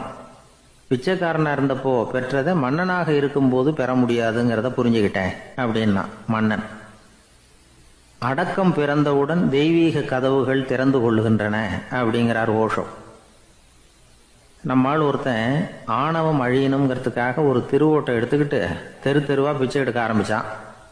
என்ன, தெய்வீக கதவுகள் திறந்துதா அப்படின்னு கேட்டார் ஒருத்தர். தெய்வீக கதவு திறக்கிறதுக்கு முன்னாடியே எங்கள் வீட்டு கதவு சாத்திக்கிட்டுதுன்னா. என்னடா சொல்கிறேன்னார். இனிமேல் வீட்டுக்குள்ளேயே வர வேணாம், இதையே தொழிலாக வச்சுக்கோ அப்படின்னு எங்கள் வீட்டில் சொல்லிவிட்டாங்க சார் அப்படின்னா. எனக்கு அதிர்ஷ்டமே இல்லை சார் அப்படின்னார் ஒருத்தர். ஏன் அப்படி சொல்கிறீங்கன்னு கேட்டோம். வியாபாரம் பண்ணலாம்னு ஒரு கடை வச்சேன், வேண்டிய போட்டவங்க கூட என் கடையில் எதுவும் வாங்க மாட்டேங்கிறான். எல்லாரும் அடுத்த கடைக்கு தான் போகிறான் அப்படின்னு சொல்லி ரொம்ப அழுத்துக்கிட்டார். இதுக்கு போய் அதிர்ஷ்டம் இல்லைன்னு சொல்லாதீங்க, வாடிக்கையாளர்களை கவர்றது எப்படிங்கிறது உங்களுக்கு தெரியல, அதுதான் குறை அப்படின்னும். சார் உங்களுக்கு தெரிஞ்ச அந்த ரகசியத்தை எனக்கும் கொஞ்சம் சொல்லி கொடுங்களேன் அப்படின்னார். சரி உங்கள் காதை இப்படி கொடுங்க அப்படின்னு சொல்லி அது சம்பந்தமாக பெரிய வல்லுநர்கள் சொல்லியிருக்கிற கருத்துக்களை அவர்கிட்ட சொல்ல ஆரம்பித்தோம். அதாவது இந்த வாடிக்கையாளர்களை கவர்றதுக்கு வல்லுநர்கள் பல ஆலோசனைகளை ஏற்கனவே சொல்லி வச்சிருக்கிறாங்க. அது சம்பந்தமாக அனுபவப்பட்டவங்க, அதை தெரிஞ்சு வச்சுக்கணும். அதாவது கடை வச்சிருக்கிறவங்க எல்லாரும் இதை கொஞ்சம் காதில் வாங்கி வச்சுக்கணும். எதை இப்போ சொல்ல போகிறத எப்பவும் பணத்தை சம்பாதிக்கிறதுலேயே குறியாக இருக்கக்கூடாதான். அதை விட முக்கியமாக நீங்கள் சம்பாதிக்க வேண்டியது வாடிக்கையாளர்களுடைய மன நிறைவு. வர்றவங்க திருப்தியோடு போகணும், அது முக்கியம். அதில் கவனமாக இருக்கணும். கடைக்கு வர்ற ஒருத்தர் ஏதாவது ஒரு குறை சொல்கிறாருன்னு வச்சுங்க, அதை அலட்சியப்படுத்தக்கூடாது. ரொம்ப அக்கறையோடு அதை காது கொடுத்து கேட்கணும். அப்படியா சார், அதை நான் அவசியம் கவனிக்கிறேன் அப்படின்னு சொல்லணும். ஒருத்தர் வரார், சார் நேற்றுக்கு உங்கள் கடையில் இதை நான் வாங்கிட்டு போனேன், வீட்டில் இது வேணான்னு சொல்லிவிட்டாங்க, அது திருப்பி கொடுக்கறதுக்காக தான் வந்திருக்கிறேன் அப்படின்னு சொல்லி திருப்பி கொடுக்குறார். உடனே நீங்கள் முகம் சுளிக்கக்கூடாது, எரிச்சல் படக்கூடாது. வழக்கம் போல் நிதானமாக முகம் அலர்ச்சியோடு அதை திருப்பி வாங்கிக்கணும். இவ்வளவு ரூபாய்க்கு சாமான் வாங்கினா இந்த ஸ்பூன் அன்பளிப்பு, இப்படி ஏதாவது கொடுக்கலாம். பண்டிகை காலங்கள்லேயும் பொருள்கள் வாங்குறவங்களுக்கு இப்படி ஏதாவது பொருத்தமாக ஒரு அன்பளிப்பு கொடுக்கலாம். நீங்கள் கொடுக்கறது ஒரு சர்வசாதாரணமான பொருளாக இருந்தால் கூட அது வாங்குற ஒரு மனசில் ஒரு மகிழ்ச்சியை ஏற்படுத்தும். எதுவும் உங்களால் கொடுக்க முடியலன்னா உங்கள் முகம் நிறைஞ்ச சிரிப்பையாவது கொடுங்க, அது போதும். உங்கள் கடையில் இல்லாத ஒரு பொருளை வாடிக்கையாளர் கேட்குறார், உடனே இல்லைன்னு முகத்தில் அடித்தது மாதிரி சொல்லிடக்கூடாது. கொஞ்சம் உட்காருங்க சார் அப்படின்னு சொல்லி உங்கள் பணியாளர் யாரையாவது அனுப்பி வெளியிலேருந்து வாங்கிட்டு வர சொல்லி அவர்கிட்ட கொடுக்கலாம். சில பேர் உங்கள் கடைக்கு வரும்பொழுது அவங்க வீட்டு குழந்தைகளையும் கூப்பிட்டுக்கிட்டு வர்றாங்கன்னு வைங்க. நீங்கள் என்ன செய்யணும்னா அந்த குழந்தைகளை முதல்ல கவனிக்கணும். அது கன்னத்தை கிள்ளணும், அதுகிட்ட விளையாடணும், அதுக்கு ஏதாவது மிட்டாய் பிஸ்கட் எதையாவது கொடுத்து அது கவனத்தை கவரணும். அதுக்கப்புறம் பெரியவங்களை கவனிக்கலாம். உங்கள் கடையில் வேலை செய்கிற பணியாளர்கள் சுத்தமாக இருக்கணும், சிரிச்ச முகம், சுறுசுறுப்பு, இது ரெண்டும் அவங்களுக்கு தேவை. அழுது ஒடிஞ்சிக்கிட்டு இருக்கக்கூடாது. அப்புறம் இன்னொரு விஷயம், அதிகமாக பொருள் வாங்குற ஒருத்தர்கிட்ட அதிக மரியாதையாகவும் குறைச்சலாக பொருள் வாங்குறவர்கிட்ட வேற விதமாகவும் நடந்துக்கக்கூடாது. எல்லாருக்கிட்டையும் சமமாக நடந்துக்கணும். 5 ரூபாய்க்கு வாங்கினாலும் சரி, 500 ரூபாய்க்கு வாங்கினாலும் சரி, அவங்கக்கிட்ட நீங்கள் காட்டுற மரியாதையில் வித்தியாசம் இருக்கக்கூடாது. எல்லாத்துக்கும் மேலே உங்கள் கடையில் ஒரு பொருள் வாங்கினா அது உண்மையானதாக இருக்கும், தரமுள்ளதாக இருக்கும் அப்படிங்கிற நினைப்பு ஜனங்களுக்கு வரணும். அதனால் தரமான பொருளையே நீங்கள் உங்கள் கடையில் வச்சுருக்கணும். இது வரைக்கும் நான் சொன்னதையெல்லாம் கவனத்தில் வச்சுக்கிட்டு நீங்கள் கடையை ஆரம்பிச்சிங்கன்னா வியாபாரம் பிச்சுக்கிட்டு போகும். அப்படி போகலன்னா அதுக்கப்புறம் கேளுங்க. ஏன்னா இந்த யோசனைகள்லாம் அனுபவப்பட்டவங்க சொல்லியிருக்கிற யோசனைகள். இந்த யோசனைகளில் நீங்கள் எச்சரிக்கையாக இருக்க வேண்டிய ஒரு விஷயம் உண்டு. அது என்னங்கிறதையும் தெரிஞ்சு வச்சுக்கிறது நல்லது. என்னுடைய நண்பர் ஒருத்தர் வந்தார். சார் உங்கள் யோசனையை கேட்டதுனால நான் ஒரு அறை வாங்கினது தான் மிச்சம்னார். என்ன ஆச்சுன்னு கேட்டேன். எங்கள் கடைக்கு ஒரு பெரிய அம்மா குழந்தைய தூக்கிட்டு வந்தாங்க சார். உங்கள் யோசனைப்படி அந்த குழந்தையோட கன்னத்தை கிள்ளணும்னு முயற்சி பண்ணினேன். திடீர்னு அந்த நேரம் பார்த்து அந்த குழந்தை தலையை குனிஞ்சிக்கிட்டுது. என் கை குழந்தையோட கன்னத்துக்கு பதிலாக அதை தூக்கிட்டு வந்தவங்க கன்னத்தை கிள்ளிவிட்டுது. அதுதான் அப்படி ஆயிட்டுது அப்படின்னார் கன்னத்தை தடவிக்கிட்டே. ஒரு தந்தை தன்னோட பிள்ளைய ரொம்ப தைரியசாலியாக வளர்க்கணும்னு ஆசைப்பட்டார். அதுக்காக அவனை கூப்பிட்டு உட்கார வச்சு இப்படி உபதேசம் பண்ணார். இதை பாருப்பா, நான் உன்னாட்டம் இருக்கிறப்போலாம் எதுக்கும் பயப்பட மாட்டேன், ரொம்ப துணிச்சலாக இருப்பேன். ஒரு நாள் ஒரு அப்பாவி எலியை ஒரு பூனை துரத்திட்டு ஓடிச்சு. நான் உடனே என்ன செஞ்சேன் தெரியுமா? அந்த பூனையை பிடிச்சேன், அது வாலில் ஒரு பட்டாசு சரத்தை கட்டினேன், கொளுத்தி விட்டேன், படபடன்னு வெடிக்க ஆரம்பிச்சுட்டுது. அது துள்ளிக்கிட்டு அங்கேயும் இங்கேயும் ஓடி இருக்கு பாரு ஓட்டம், ரொம்ப தமாஷு அப்படின்னார் அப்பா. இப்படி சொல்லிவிட்டு பையனை பார்த்து, இதை கேட்கறதுக்கு உனக்கும் துணிச்சல் வருதா? நான் என்னுடைய செயலை நீ கேட்குறப்போ உனக்கு துணிச்சல் வருதா அப்படின்னு கேட்டார். வருதுன்னா பையன். எப்படின்னா அப்படிங்கிற விவரத்தையும் சொன்னான் அவன். அதாவது எலியை விரட்டினத்துக்காக பூனை வாலில் பட்டாசு கொளுத்துனீங்க நீங்கள், பூனையை விரட்டினத்துக்காக உங்கள் கழுத்தில் பட்டாசு சரத்தை மாட்டினா என்னென்னு தோணுது எனக்கு அப்படின்னு நான் பையன். பையனோட துணிச்சல் அப்பாவே நடுங்க வச்சுட்டுது. அது சரி, ஒரு அப்பா பிள்ளைக்கு இப்படியா உபதேசம் பண்ணுறது? எல்லாருக்கிட்டையும் அன்பாக பழகிறது எப்படி அப்படின்னு சொல்லி கொடுக்கணும். பிஞ்சு உள்ளங்களில் நஞ்சை தூவலாமா? ஒரு நாள் விநாயகர் ஒரு பூனையோடு விளையாடிக்கிட்டு இருந்தாராம். அப்படி ஆசையாக விளையாடிக்கிட்டு இருந்தப்போ அவரோட கை நகம் தவறுதெல்லாம் பூனையோட முகத்தில் பட்டுட்டு தான். அது ஒரு சின்ன கீறலை உண்டாகி விட்டுது. அப்போ அவர் அதை ஒரு பெருசாக நினைக்கல. கொஞ்ச நேரத்துக்கு அப்புறம் விநாயகர் வீட்டுக்கு வந்தார். அவங்க அம்மா பார்வதி தேவியை பார்த்தார். பார்வதி தேவி கன்னத்தில் விரலால் கீறினது மாதிரி ஒரு அடையாளம் இருந்தது. விநாயகருக்கு அதிர்ச்சி, ஆச்சரியம். நம்ம அம்மா இந்த உலகத்துக்கே தாயார், அப்பேற்பட்ட அவங்க முகத்திலேயே கீறலை உண்டாக்கக்கூடியவங்க யாராக இருக்க முடியும் அப்படின்னு யோசனை பண்ணார். தாயே, உன்னுடைய கன்னத்தில் இந்த வடு எப்படிம்மா ஏற்பட்டதுன்னு கேட்டார். குழந்தாய், இது நீ செஞ்ச காரியம்தான்ப்பா. உன்னுடைய கை நகம் கீறினதுனால ஏற்பட்ட வடு தான் இது அப்படின்னாங்க அவங்க. விநாயகர் திடுக்கிட்டு போட்டார். எப்படிம்மா அது? நான் எந்த காலத்துலேயும் ஒன்று அப்படி கீறினதாக எனக்கு நினைவு இல்லையே அப்படின்னார். இன்னைக்கு காலையில் ஒரு பூனையை கீறினதை நீ மறந்துட்டியா அப்படின்னாங்க அந்த அம்மா. விநாயகர் திகைச்சு போய் நின்னார். பார்வதி தேவி சொன்னாங்க, இதை பார்ப்பா, இந்த உலகத்தில் இருக்கக்கூடிய எல்லா உயிர்கள்லேயும் நான் இருக்கிறேன். நான் தான் இந்த உலகமாக ஆகியிருக்கிறேன். ஆகையினால நீ யாரை துன்புறுத்தினாலும் அது உண்மையிலேயே என்ன துன்புறுத்தினதாக தான் வந்து முடியும் அப்படின்னாங்க. விநாயகர் மனசுக்குள்ளே ஒரு வெளிச்சம் ஏற்பட்டு தான். அதுக்கப்புறம் அவர் யாரையுமே கல்யாணம் பண்ணிக்காததுக்கு அதுதான் காரணமாக. இந்த உலகத்தில் எல்லாரையும், இங்கே இருக்கிற எல்லாத்தையும் தாயின் வடிவமாக அவர் பார்க்க ஆரம்பிச்சிட்டாராம். குருதேவர் ராமகிருஷ்ணர் இந்த கதையை எடுத்து சொல்லியிருக்கிறார். நபிகள் நாயகம் ஒரு தடவை ஒரு நாற்காலியில் உட்காந்து என்னமோ யோசனை பண்ணிகிட்டு இருந்திருக்கிறார். அப்போ அவரோட உடையில் ஒரு கீழ்ப்பகுதி தரையில் படிஞ்சு கிடந்திருக்குது. அங்கே விளையாடிக்கிட்டு இருந்த ஒரு பூனை அது மேலே வந்து படுத்து தூங்கி போச்சு. தொழுகை செய்ய வேண்டிய நேரம் வந்துட்டது. நபிகள் நாயகம் எழுந்திருக்க பார்த்தார். அப்போ தான் பூனை தன்னோட உடை மேலே படுத்து தூங்கிட்டு இருக்கிறது கண்ணில் படுது. பூனையோட தூக்கத்தை கலைக்க விரும்பல அவர். தன்னுடைய சகோதரியை கூப்பிட்டார். ஒரு கத்திரிக்கோல் எடுத்துகிட்டு வர சொன்னார். பூனை படுத்திருந்த உடைப்பகுதி மட்டும் இருக்குல்ல, அதை மட்டும் அதோட கத்திரிச்சு விட்டுட்டு அதுக்கப்புறம் அவர் எழுந்திரிச்சு தொழுகைக்கு போனாராம். அதாவது பிற உயிர்கள்கிட்ட எப்படி அன்பு காட்டணுங்கிறத பெரியவங்க எவ்வளவோ விதத்தில் நமக்கு எடுத்து காட்டியிருக்கிறாங்க. இருந்தாலும் எத்தனை பேர் மனசில் அதெல்லாம் உரைச்சிருக்குது. நாமளும் நம்ம ட்ரெஸ்ஸு மேலே ஒரு பூனை படுத்திருந்தா ஒரு கத்திரிக்கோலை தான் தேடுவோம், எடுத்துக்கிட்டு வர சொல்லுவோம். துணியை வெட்டுறதுக்கு பதிலாக இல்லை அதோட வாழை வெட்டினா என்ன அப்படின்னு தோணும். ஒரு ஆள் ரொம்ப பிரியமாக ஒரு பூனையை ஆற்றுல குளிப்பாட்டிக்கிட்டு இருந்தானா. எப்படி? அந்த பூனையை ஆற்று தண்ணியில் அமுக்கி அமுக்கி குளிப்பாட்டிக்கிட்டு இருக்கிறான். அந்த வழியாக போன பெரியவர் ஒருத்தர் இதை பார்த்தார். இதை பார்ப்பா, பூனையை அது மாதிரி ஆற்று தண்ணியில் அமுக்கி குளிப்பாட்டாத, மூச்சு திணறி செத்து போடும் அப்படின்னு அட்வைஸ் பண்ணார். நீ போய் அவன் வேலையை பார்த்துக்கிட்டு, எனக்கு எல்லாம் தெரியும்னா இவன். சரின்னு அவர் போயிட்டார். கொஞ்ச நேரம் கழித்து அவரே அந்த வழியாக திரும்பி வந்துக்கிட்டு இருந்தார். ஆற்றுல பூனையை குளிப்பாட்டிக்கிட்டு இருந்தவன் அழுதுகிட்டு உட்காந்துருக்கிறான். பக்கத்தில் அந்த பூனை செத்து கிடக்குது. இதை பார்த்தார் பெரியவர். நான் தான் அப்போவே சொன்னேனே அந்த பூனையை ஆற்றுல நினைக்காதேன்னு, அதை கேட்டிருந்தா இப்படி ஆயிருக்குமா அப்படின்னார். அந்த ஆள் கோபமாக இவரை முறைச்சி பார்த்தான். அட போய்யா, இந்த பூனை ஆற்றுல குளித்ததுனால ஒன்றும் செத்து போகல, குளித்ததுக்கப்புறம் அதோட உடம்பு ஈரமாக இருக்குதுன்னு அதை புழிஞ்சேன், அதனால தான் இப்படி ஆயிட்டுது அப்படின்னு நானான். சாலை ஓரமாக அழுதுகிட்டு உட்காந்துருந்தான். பிச்சை எடுத்து சாப்பிட்ற ஒருத்தன் அந்த பக்கமாக வந்தான். இவனை பார்த்தான். ஏன் அழுதுகிட்டு உட்காந்துருக்கிற, என்னாச்சு உனக்கு அப்படின்னு கேட்டான்.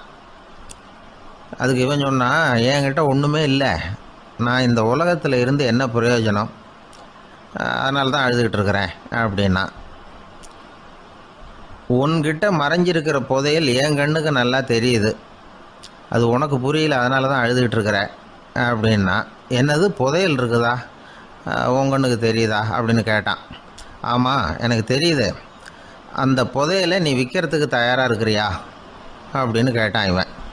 இதை கேட்டதும் அந்த இளைஞனுக்கு ரொம்ப ஆச்சரியமாக போச்சு. என்னது இப்படி கேட்குறானே அப்படின்னு. என்கிட்ட ஒரு காசு கூட இல்லையே, அப்படி இருக்கிறப்போ புதையல் எங்கேருந்து வந்தது அப்படின்னா. இந்த நேரத்தில் அந்த பிச்சைக்காரன் சிரித்தான். இப்படி தான் இந்த உலகத்தில் எல்லோரும் சொல்லிகிட்டு இருக்கிறாங்க, என்கிட்ட ஒன்றுமே இல்லை ஒன்றுமே இல்லைன்னு சொல்லி. ஆனால் அவங்கக்கிட்ட தான் புதையல் இருக்குது, நீ வேணும்னா என் கூட வா, நம்ம நாட்டு அரசர்கிட்ட போவோம், உங்ககிட்ட இருக்கிற புதையலை அவர் நல்ல விலைக்கு எடுத்துக்குவார் அப்படின்னா. அது எப்படி உனக்கு தெரியும்னா, இதுக்கு முன்னாடியும் இது மாதிரி பல பேரை நான் ராஜா கிட்ட அழைச்சிட்டு போயிருக்கிறேன். அதனால தான் உன்னை பார்த்தேன், உன்னையும் கூப்பிடுறேன். நீ சரின்னு சொன்னால் உன்னை அழைச்சிட்டு போகிறேன். உங்ககிட்ட இருக்கிற புதையில அவர் நல்ல விலை கொடுத்து எடுத்துக்குவார் அப்படின்னு சொன்னான். இவன் இப்படி சொல்கிறது அந்த இளைஞனுக்கு ஒன்றுமே புரியல. இது என்னது இந்த ஆள் இப்படி சொல்லிகிட்டு இருக்கிறான், நம்மக்கிட்ட என்ன இருக்குது, அதுவும் இல்லாமல் இவனே பிச்சை எடுத்து சாப்பிட்டுக்கிட்டு இருக்கிறான், இவன் போய் நம்மளை ராஜா கிட்ட அழைச்சிட்டு போகிறதா போகிறேங்கிறானே என்ன அப்படின்னு சொல்லி அவன் யோசனை பண்ணான். என்ன யோசிக்கிற, உனக்கு பணம் வேணும்னா என்னோட வா அப்படின்னா. இளைஞன் ஒரு முடிவுக்கு வந்தான். சரி, இங்கேயே உட்காந்துக்கிட்டு இருக்கிறத விட அங்கேயாவது போய் பார்ப்போமே, இங்கே அழுதுட்டு உட்காந்துருக்கிறதுல என்ன பிரயோஜனம், ஏதோ கூப்பிட்றான் போய் பார்த்துட்டு வருவோமே அப்படின்னு சொல்லி அவன் கூட புறப்பட்டான். பிச்சைக்காரன் முன்னாடி போயிட்டே இருக்கிறான், இந்த இளைஞன் பின்னாடி நடந்து போயிட்டுருக்கான். 2 பேரும் அரண்மனையை நோக்கி போகிறாங்க. பாதி வழி போயிருப்பாங்க. வழியில் அந்த பிச்சைக்காரன் சொன்னான், இதை பாரு, முன்னாடியே சில விஷயங்களை நாம் பேசிக்க வேண்டியிருக்கு. சரியாக தெளிவாக முடிவு எடுத்துக்கிட்டு அதுக்கப்புறம் ராஜா கிட்ட போகணும். ஏன்னா அங்கே போய் அது முடியாது இது முடியாதுன்னு நாம் நமக்குள்ளே சண்டை போட்டுக்கிட்டு இருக்க முடியாது. ராஜாவுக்கு விலையை பற்றி கவலையே இல்லை, எவ்வளவு சொன்னாலும் நமக்கு பணம் கிடச்சிரும். ஆனால் அதுக்கப்புறம் நான் இதை விற்கிறதுக்கு தயாராக இல்லைன்னு சொல்லிடக்கூடாது. அதனால் புதையலை விற்கிறதா இல்லையாங்கிறத இங்கேயே தெளிவாக முடிவு செஞ்சுக்கணும். இல்லைன்னா ராஜா கிட்ட போய் அங்கே போய் குழப்பிக்கிட்டு இருக்க முடியாது அப்படின்னு சொன்னான். இளைஞனுக்கு ஒன்றுமே புரியல. என்ன சொல்கிற நீ, என்கிட்டயா புதையலா, எங்கே இருக்குது அப்படின்னு சொல்லி குழம்பி போனான். இப்போது அந்த பிச்சைக்காரன் சொன்னான், இதை பாரு, இப்போ உதாரணத்துக்கு உன்னுடைய கண்களை எடுத்துக்கோ, அதுக்கு நீ என்ன விலை கேட்டுற போகிற, நான் அதுக்கு ராஜா கிட்டே இருந்து ஒரு 50,000 ரூபா வாங்கி தர முடியும். உன்னுடைய இருதயத்தை கொடுக்குறியா, 20 லட்சம் ரூபா வாங்கி தரேன். மூளையை கொடுக்குறியா, 30 லட்சம் வாங்கி தரேன். என்ன சொல்கிற அப்படின்னு சொல்லி இந்த பிச்சைக்காரன் பேசிக்கிட்டே போகிறான். இளைஞனுக்கு கோபம் வந்துட்டுது. என்ன உளர்ற, உனக்கு என்ன பைத்தியமா, கண்ணையும் மூளையையும் இருதயத்தையுமா விற்பாங்க, என்ன விலை கொடுத்தாலும் அதையெல்லாம் நான் விற்கிறதுக்கு தயாராக இல்லை, நான் விற்க மாட்டேன், அதை கொடுத்துட்டு நான் என்ன பண்ணுறது, இப்படி நான் மட்டும் இல்லை யாருமே இதை விற்கிறதுக்கு தயாராக இருக்க மாட்டாங்க அப்படின்னு சொன்னான் அந்த இளைஞன். இவன் இப்படி சொன்னதும் அந்த பிச்சைக்காரன் வாய் விட்டு சிரிக்க ஆரம்பிச்சுட்டான். இப்போ பைத்தியமானது நானா நீயா, லட்சக்கணக்கான கோடிக்கணக்கான ரூபாய் பொறுமானம் உள்ள பொருள்களை உங்ககிட்டயே வச்சுக்கிட்டு விற்க முடியாதுன்னு சொல்கிற நீ தான் ஏழை, என்கிட்ட ஒன்றுமே இல்லைன்னு மரத்தடியில் உட்காந்து அழுதுகிட்டு இருக்கிறியே அப்படின்னு சொன்னான். இன்றைக்கி பார்த்திங்கன்னா பல பேர் தன்கிட்ட புதைஞ்சிருக்கிற ஆற்றலை புரிஞ்சிக்க முடியாமல் அவதிப்பட்டுக்கிட்டு இருக்கிறாங்க. நம்மக்கிட்ட என்ன இருக்குங்கிறது அவங்களுக்கு தெரியறதில்ல. அதனால தான் என்கிட்ட ஒன்றுமே இல்லைன்னு சொல்லி அழுதுகிட்டு இருக்கிறாங்க. இதை விளங்க வைக்கிறதுக்கு பெரியவங்க சொல்கிற கதை இது. நம்மக்கிட்ட இருக்கிற புதையலை நாம் தான் தோண்டி எடுக்கணும். உண்மையான புதையலுங்கிறது உள்ளே இருக்குது, ஆனால் அதை வெளியில் தேடுற ஆசாமிகள் தான் அதிகம். சராசரி மனித இயல்பு அப்படி. நம்மக்கிட்ட விலை மதிக்க முடியாத பகுத்தறிவு இருக்குது, அதை வச்சுக்கிட்டு வாழ்க்கையில் முன்னேறதுக்கு முயற்சி பண்ணணும். என்கிட்ட ஒன்றுமே இல்லைன்னு நினச்சி ஓரமாக உட்காந்துடக்கூடாது. முயற்சி செஞ்சால் முடியாத காரியம் எதுவுமே இல்லை. ஒரு ரயில்வே ஸ்டேஷன் பக்கம் வெளியில் ஒரு டாக்ஸி நின்றுக்கிட்டு இருந்தது. அந்த பக்கமாக வந்த ஒருத்தர் டாக்ஸி டிரைவரை பார்த்து சொன்னார், ஐயா, உங்கள் வண்டியில் பின் சீட்டில் ஒரு மணி பர்ஸு கிடக்கு, யாரோ மறந்து விட்டுட்டு போயிருக்கிறாங்க அப்படின்னார். இல்லை அது காலி பர்ஸு தான், நான் தான் அதை அங்கே போட்டு வச்சுருக்கிறேன்னார் டிரைவர். ஏன்னு கேட்டார் அவர். இதுக்கு டிரைவர் சொன்னார், அதை பார்க்குற யாராவது அதை எடுத்துக்கலாம்ங்கிற ஆசையிலையாவது சவாரிக்கு வருவாங்க, அதுக்காக தான் போட்டு வச்சுருக்கிறேன் அப்படின்னார். பிரம்மத்தை அறிந்தவன் பிரம்மமாகிறான் அப்படின்னு ஒரு பெரியவர் பேசினார் ஒரு கோவிலில். தைத்திரிய உபனிஷத்து அப்படி சொல்லுதான். இதை கேட்கும் பொழுது நமக்கு ஒரு சந்தேகம் வரும். அது எப்படி, பிரம்மத்தை அறிந்தவன் பிரம்மம் ஆகிறான்னா, சிங்கத்தை அறிந்தவன் சிங்கம் ஆகிறானா, தோசையை அறிந்தவன் தோசை ஆகிறானா? இப்படிப்பட்ட சந்தேகம் நமக்கு வர்றதில் ஒன்றும் ஆச்சரியம் இல்லை, இது இயற்கை. இதுக்கும் அந்த பெரியவரே பதில் சொல்கிறார். சிங்கம் வேற, நாம் வேற. அதனால் சிங்கத்தை அறிந்தவன் சிங்கமாக மாட்டான். ஆனால் பிரம்மம் வேற, நாம் வேற இல்லை. அதனால் பிரம்மத்தை அறிந்தவன் பிரம்மமாகிறான் அப்படிங்கிறது அவரோட விளக்கம். மனிதன் அவன்தான் தான் பிரம்மங்கிறது தெரியாதனால தான் அதை வேற எங்கேயோ தேடிகிட்டு இருக்கிறான். கடைசியில் அது தான் தாங்கிறது புரிஞ்சுக்கிற பொழுது அவன் பிரம்மம் ஆகிடுறான். இதை விளக்கிறதுக்கு ஒரு உபநிஷத்து கதையே இருக்குது. நமக்கு தெரிஞ்ச கதை தான், ஆனால் அதை வேறு விதமான அர்த்தத்தில் விளையாட்டாக சொல்லிகிட்டு இருக்கிறோம். ஒரு சமயம் ஒரு 10 நண்பர்கள் ஒரு காட்டு வழியாக போய்கிட்டு இருக்கிறாங்க. குறுக்க ஒரு நதி, அதை கடந்து அடுத்த பக்கம் போகணும். எல்லாரும் ஒரு வழியாக கடந்து அடுத்த கரைக்கு போய் சேர்ந்துட்டாங்க. அங்கே போய் சேர்ந்ததுக்கப்புறம் எல்லாரும் பத்திரமா வந்து சேர்ந்துட்டோமா அப்படின்னு தெரிஞ்சுக்கிறதுக்காக எண்ணி பார்க்குறான் அந்த கூட்டத்து தலைவன். அவங்க மொத்தம் 10 பேர். ஆனால் இவன் எண்ணி பார்க்குறப்போ 9 தான் வருது. ஏன்னா அவன் தன்னை விட்டுவிட்டான். எதிரில் நிற்கிறவங்கள மட்டுமே எண்ணுறான். ஐயோ 10வது ஆள் எங்கேங்கிறான், பதறான். சரி நீ இரு, நான் எண்ணி பார்க்குறேன்னு சொல்லிவிட்டு இன்னொருத்தன் வந்து எண்ணுறான். அவனும் தன்னை விட்டுட்டு எண்ணுறான். 9 தான் வருது. எல்லோரும் கொய்யோ முறையோன்னு கத்த ஆரம்பிச்சிட்டாங்க. அந்த சமயத்தில் ஒரு பெரியவர் அந்த பக்கமாக வர்றார். என்ன விஷயம்னு விசாரிக்கிறார். 10வது ஆள் 6 அடிச்சுட்டு போட்டுது அப்படின்னு சொல்லி இவங்க அழறாங்க. சரி அழாதீங்க அப்படின்னு சொல்லி அந்த தலைவனை பார்த்து இப்படி வாங்குறார். வர்றான். இப்போ எனக்கு முன்னாடி ஒரு தரம் எண்ணு பார்க்கலாம்ங்கிறார். 1 2 3ன்னு ஆரம்பித்து 9ல் வந்து முடிக்கிறான். உடனே பெரியவர் நீ தான் அந்த 10வது ஆள் அப்படிங்கிறார். இது உண்மை. நாம் தான் நம்மளை வேறு எங்கேயோ தேடிகிட்டு இருக்கிறோம். நாம் எங்கேயோ தேடிகிட்டு இருக்கிறோமே, அந்த பிரம்மம் நாம் தான்.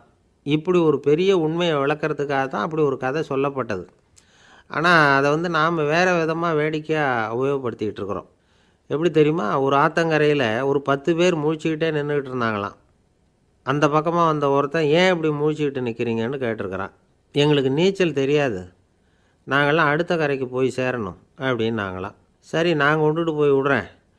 எல்லாரும் அக்கறைக்கு போய் சேர்ந்த உடனே ஆளுக்கு ₹1 வீதமாக மொத்தம் ₹10 எனக்கு கொடுக்கணும் அப்படின்ட்டுருக்கான் இவன். சரின்னு ஒத்துக்கிட்டாங்க. இவன் ஒவ்வொருத்தராக கையை பிடிச்சி மெதுவாக ஆற்றுல இறக்கி அழைச்சிட்டு போயிட்டான். 9 பேரை கரை சேர்த்துட்டான். 10வது ஆள் பாதி ஆற்றுல போயிட்டு இருக்கிறப்போ திடீர்னு வெள்ளம் வந்துட்டுது. புடி நழுவி போச்சு. கையை விட்டுட்டான். வெள்ளம் அடிச்சிட்டு போட்டுது. அழைச்சிட்டு வந்தவன் நீச்சல் அடித்து தடுமாறி கரைக்கு வந்து சேர்ந்துட்டான். கரையில் இருந்தவங்களுக்கு இந்த விஷயம் தெரியாது. இருந்தாலும் இவன் உடம்பு பூரா நனைஞ்சி கொஞ்சம் அதிகமாக மூச்சு வாங்க நின்றுக்கிட்டு இருந்தானா, ஏன் இப்படி மூச்சு வாங்குது, என்ன விஷயம் அப்படின்னு கேட்டாங்களாம். அதுக்கு இவன் கொஞ்சமாக அலட்டிக்காமல் சொன்னானா, வேறு ஒன்றும் இல்லை, நீங்கள் கொடுக்க வேண்டிய ₹10ல் ₹1 குறைஞ்சி போச்சு அவ்வளவுதான் அப்படின்னானா. இந்த உலகத்தில் உண்மையாகவே வேதாந்தம் பேசுகிறவங்களும் உண்டு. உள்ளுக்குள்ளே வேறு மாதிரி இருந்துக்கிட்டு வெளியில் வேதாந்தம் பேசுகிறவங்களும் உண்டு. ஒரு ஆள் இருந்தார். அவரும் ஒரு கடை வச்சு வியாபாரம் பண்ணிக்கிட்டு இருந்தார். மகா கஞ்சன், யாருக்கும் எந்த உதவியும் செய்ய மாட்டார். எச்சில் கையென்ன ஈர கையை கூட உதற மாட்டார். அப்படிப்பட்ட மனுஷன். அந்த ஊருக்கு ஒரு முனிவர் வந்துக்கிட்டு இருந்தார். வருஷத்துக்கு ஒரு தடவை வருவார். 1 நாள் 2 நாள் இருப்பார், அப்புறம் போயிடுவார். அந்த முனிவர் வர்றப்போலாம் இந்த ஆள் எழுந்திரிச்சு ஓடி போய் அவரை வரவேற்பான். ரொம்ப பெரிய வேதாந்தி மாதிரி அவர்கிட்ட பேசிக்கிட்டு இருப்பான். காயமே இது பொய், வெறும் காற்றடைத்த பையும்மா, தர்மம் தலைகாக்கும்மா. பணம் என்ன சார் பணம், இன்னைக்கு ஒருத்தங்க கையில் இருக்கும், நாளைக்கு ஒருத்தங்க கையில் இருக்கும், எல்லாம் மாயம். எனக்கு தான் இன்னமும் இந்த சம்சார பந்தத்திலிருந்து விடுபடுறதுக்கு நேரம் வரலேம்மா. அந்த முனிவரும் இந்த ஆள் இப்படி சொல்கிறத கேட்ட உடனே, ஏன்பா அப்படி சொல்கிற, இப்போ கூட நீ சரின்னு சொல்லு, உனக்கு தீட்சை கொடுத்து இதிலிருந்து விடுபடுற ஞானத்தை போதிக்கிறேன் பார். உடனே அந்த ஆள் என்ன சொல்லுவான் தெரியுமா, ஐயோ சாமி, இப்போ அது எப்படிங்க முடியும், பிள்ளைங்கள்லாம் சின்ன சிறுசுங்க, அதுகளுக்கெல்லாம் ஒரு கல்யாணம் காட்சின்னு செஞ்சு கடமையை முடிச்சுட்டா நீங்கள் சொல்கிறபடி செஞ்சு விடலாமா. சரி, இன்னும் முனிவர் போயிடுவார். அடுத்த வருஷம் வருவார். இவன் வழக்கம் போல் வேதாந்தம் பேசுவான். சரி தீட்சை கொடுக்குறேன் வா அம்பார். பேரம்பேத்தியை பார்க்கணும், கோர்ட்டில் கேஸ் ஒன்று இருக்குது, அது முடியணும் அப்படின்னு தயங்க ஆரம்பிச்சிருவான். எல்லாம் சொல்லுவான், ஆனால் குடிக்கிறதுக்கு தண்ணி கூட கொடுக்க மாட்டான். ரொம்ப வருஷம் கழித்து மறுபடியும் ஒரு நாள் அந்த ஊருக்கு முனிவர் வந்தார். இவன் கடைக்கு வந்தார். அப்புறம் அங்கே கல்லாவில் நம்ம ஆள் இல்லை, அவன் புள்ள தான் உட்காந்துருக்கிறான். அப்பாவை போலவே புள்ளையும் எழுந்திரிச்சு ஓடியாந்து முனிவரை வரவேற்றான். அப்பா எங்கன்னு விசாரிச்சார் முனிவர். ஐயோ அதை ஏன் கேட்குறீங்க சாமி, உங்ககிட்ட தீட்சை வாங்கி இந்த சம்சார பந்தத்திலேருந்து விடுதலை பெறணும்னு சொல்லிக்கிட்டே இருப்பார், அது நிறைவேறாமலே போய் சேர்ந்துட்டார். போன மாதம் ஒரு நாள் திடீர்னு நெஞ்சு வலிக்குதுன்னார், அவ்வளோதான் போட்டுன்னு போயிட்டார் அப்படின்னு புலம்புனான் பையன். இதை கேட்டதும் முனிவர் சிரிச்சாரான். அவன் எங்கடா போவான், உன் அப்பா எங்கேயும் போகல, இதோ வாழை ஆட்டிக்கிட்டு உன் காலடியிலே இருந்துக்கிட்டு இருக்கான் பார் அப்படின்னு சொல்லி அங்கே நின்றுக்கிட்டு இருந்த ஒரு நாயை சுட்டி காட்டினாரான். என்ன சாமி சொல்கிறீங்க அப்படின்னு ஆச்சரியமாக கேட்டிருக்கான் பையன். உடனே முனிவர் அந்த நாயோட தலையில் ஒரு தட்டு தட்டி பேசுகிறா அப்படின்னாரான். உடனே அந்த நாய் வந்து வேதாந்தம் பேச ஆரம்பிச்சுட்டு தான், காயமே இது போய் வெறும் காற்றடைத்த பை அப்படின்னு தான். முனிவர் சொன்னார், அடே இப்போவும் ஒன்றும் கெட்டு போகல, நீ விரும்புனா சொல்லு, உனக்கு தீட்சை கொடுத்து என் பின்னாடியே அழைச்சிட்டு போயிடுறேன், அங்கே அழைச்சிட்டு போய் உனக்கு ஞானத்தை போதிக்கிறேன், வர்றியா அப்படின்னு கேட்டிருக்கார். உடனே அந்த நாய் சொல்லிச்சான், ஐயோ அதை ஏன் கேட்குறீங்க சாமி, நான் உண்ணாமல் தின்னாமல் ஏராளமான சொத்து சேர்த்து வச்சுட்டேன். என் பிள்ளைங்க அதோட பெருமை தெரியாமல் ராத்திரி நேரம்லாம் கதவை திறந்து போட்டுட்டு தூங்கிடுவாங்க. அதனால் இப்படி நாயாக பிறந்து ராத்திரி பகலாக சுற்றி சுற்றி வந்து காவல் காத்துக்கிட்டு கிடக்கிறேன். இப்போ எப்படி சாமி வர முடியும் அப்படின்னு கேட்டுதான். அறியாமையிலேயே சுகம் கண்டு இப்படி இருக்கிற ஆளுங்களுக்கு எப்படி விடுதலை கிடைக்கும், எப்போ விடுதலை கிடைக்கும் அப்படின்னு கேட்குறார் தசாவதானி திருக்குறள் பேர் ராமையா. அவர் கேட்குறது நியாயம் தானே. இந்த காலத்து பையன் ஒருத்தன் அப்பா கிட்ட சொன்னான், அப்பா இன்னைக்கு நான் ₹1 மிச்சப்படுத்தி விட்டேன் அப்படின்னு. நானும் அப்படியா என்னடா பண்ணேன்னு கேட்டிருக்கார் அப்பா. டவுன் பஸ்ஸில் ஏறாமல் அது பின்னாடியே ஓடியாந்தேன், ₹1 மிச்சம் தானே அப்படின்றான். அட பாவி, ஒரு ஆட்டோ பின்னாடி ஓடியாந்துருந்தா ₹10 மிச்சமாயிருக்குமே, வேஸ்ட் பண்ணிட்டியே அப்படின்னாராம் அந்த அப்பா. ஒருத்தரை பார்த்து உன்னுடைய நண்பர்கள் யார் அப்படின்னு ஒரு கேள்வி கேட்டு பாருங்க, கொஞ்சம் யோசித்து யோசித்து பதில் சொல்லுவாங்க. அவங்கக்கிட்டேயே உன்னுடைய எதிரிகள் யார் அப்படின்னு கேளுங்க, கடகடன்னு ஒப்பிச்சிருவாங்க. நம்ம மனசு இருக்க அது எப்படின்னா, நம்ம நண்பர்களை விட எதிரிகளை அது நல்லா ஞாபகத்தில் வச்சுக்கும். இது ஒரு ஆச்சரியமான உண்மை. உங்களால் நண்பர்களை மறந்துட முடியும், ஆனால் எதிரிகளை மறந்துட முடியாது. இது ஒரு வேடிக்கையான நிலைமை தான். அழகான தருணங்களை நாம் ஏன் மறந்துடுறோம்? இது இயற்கை. ஏன்னா நம்ம மனசு மலர்களை கவனிக்கிறதில்ல, அதில் இருக்கிற முள்ளை தான் கவனிக்குது. தன்னை காயப்படுத்துகிற எதையும் அது உடனே கண்டுகொள்ளுது.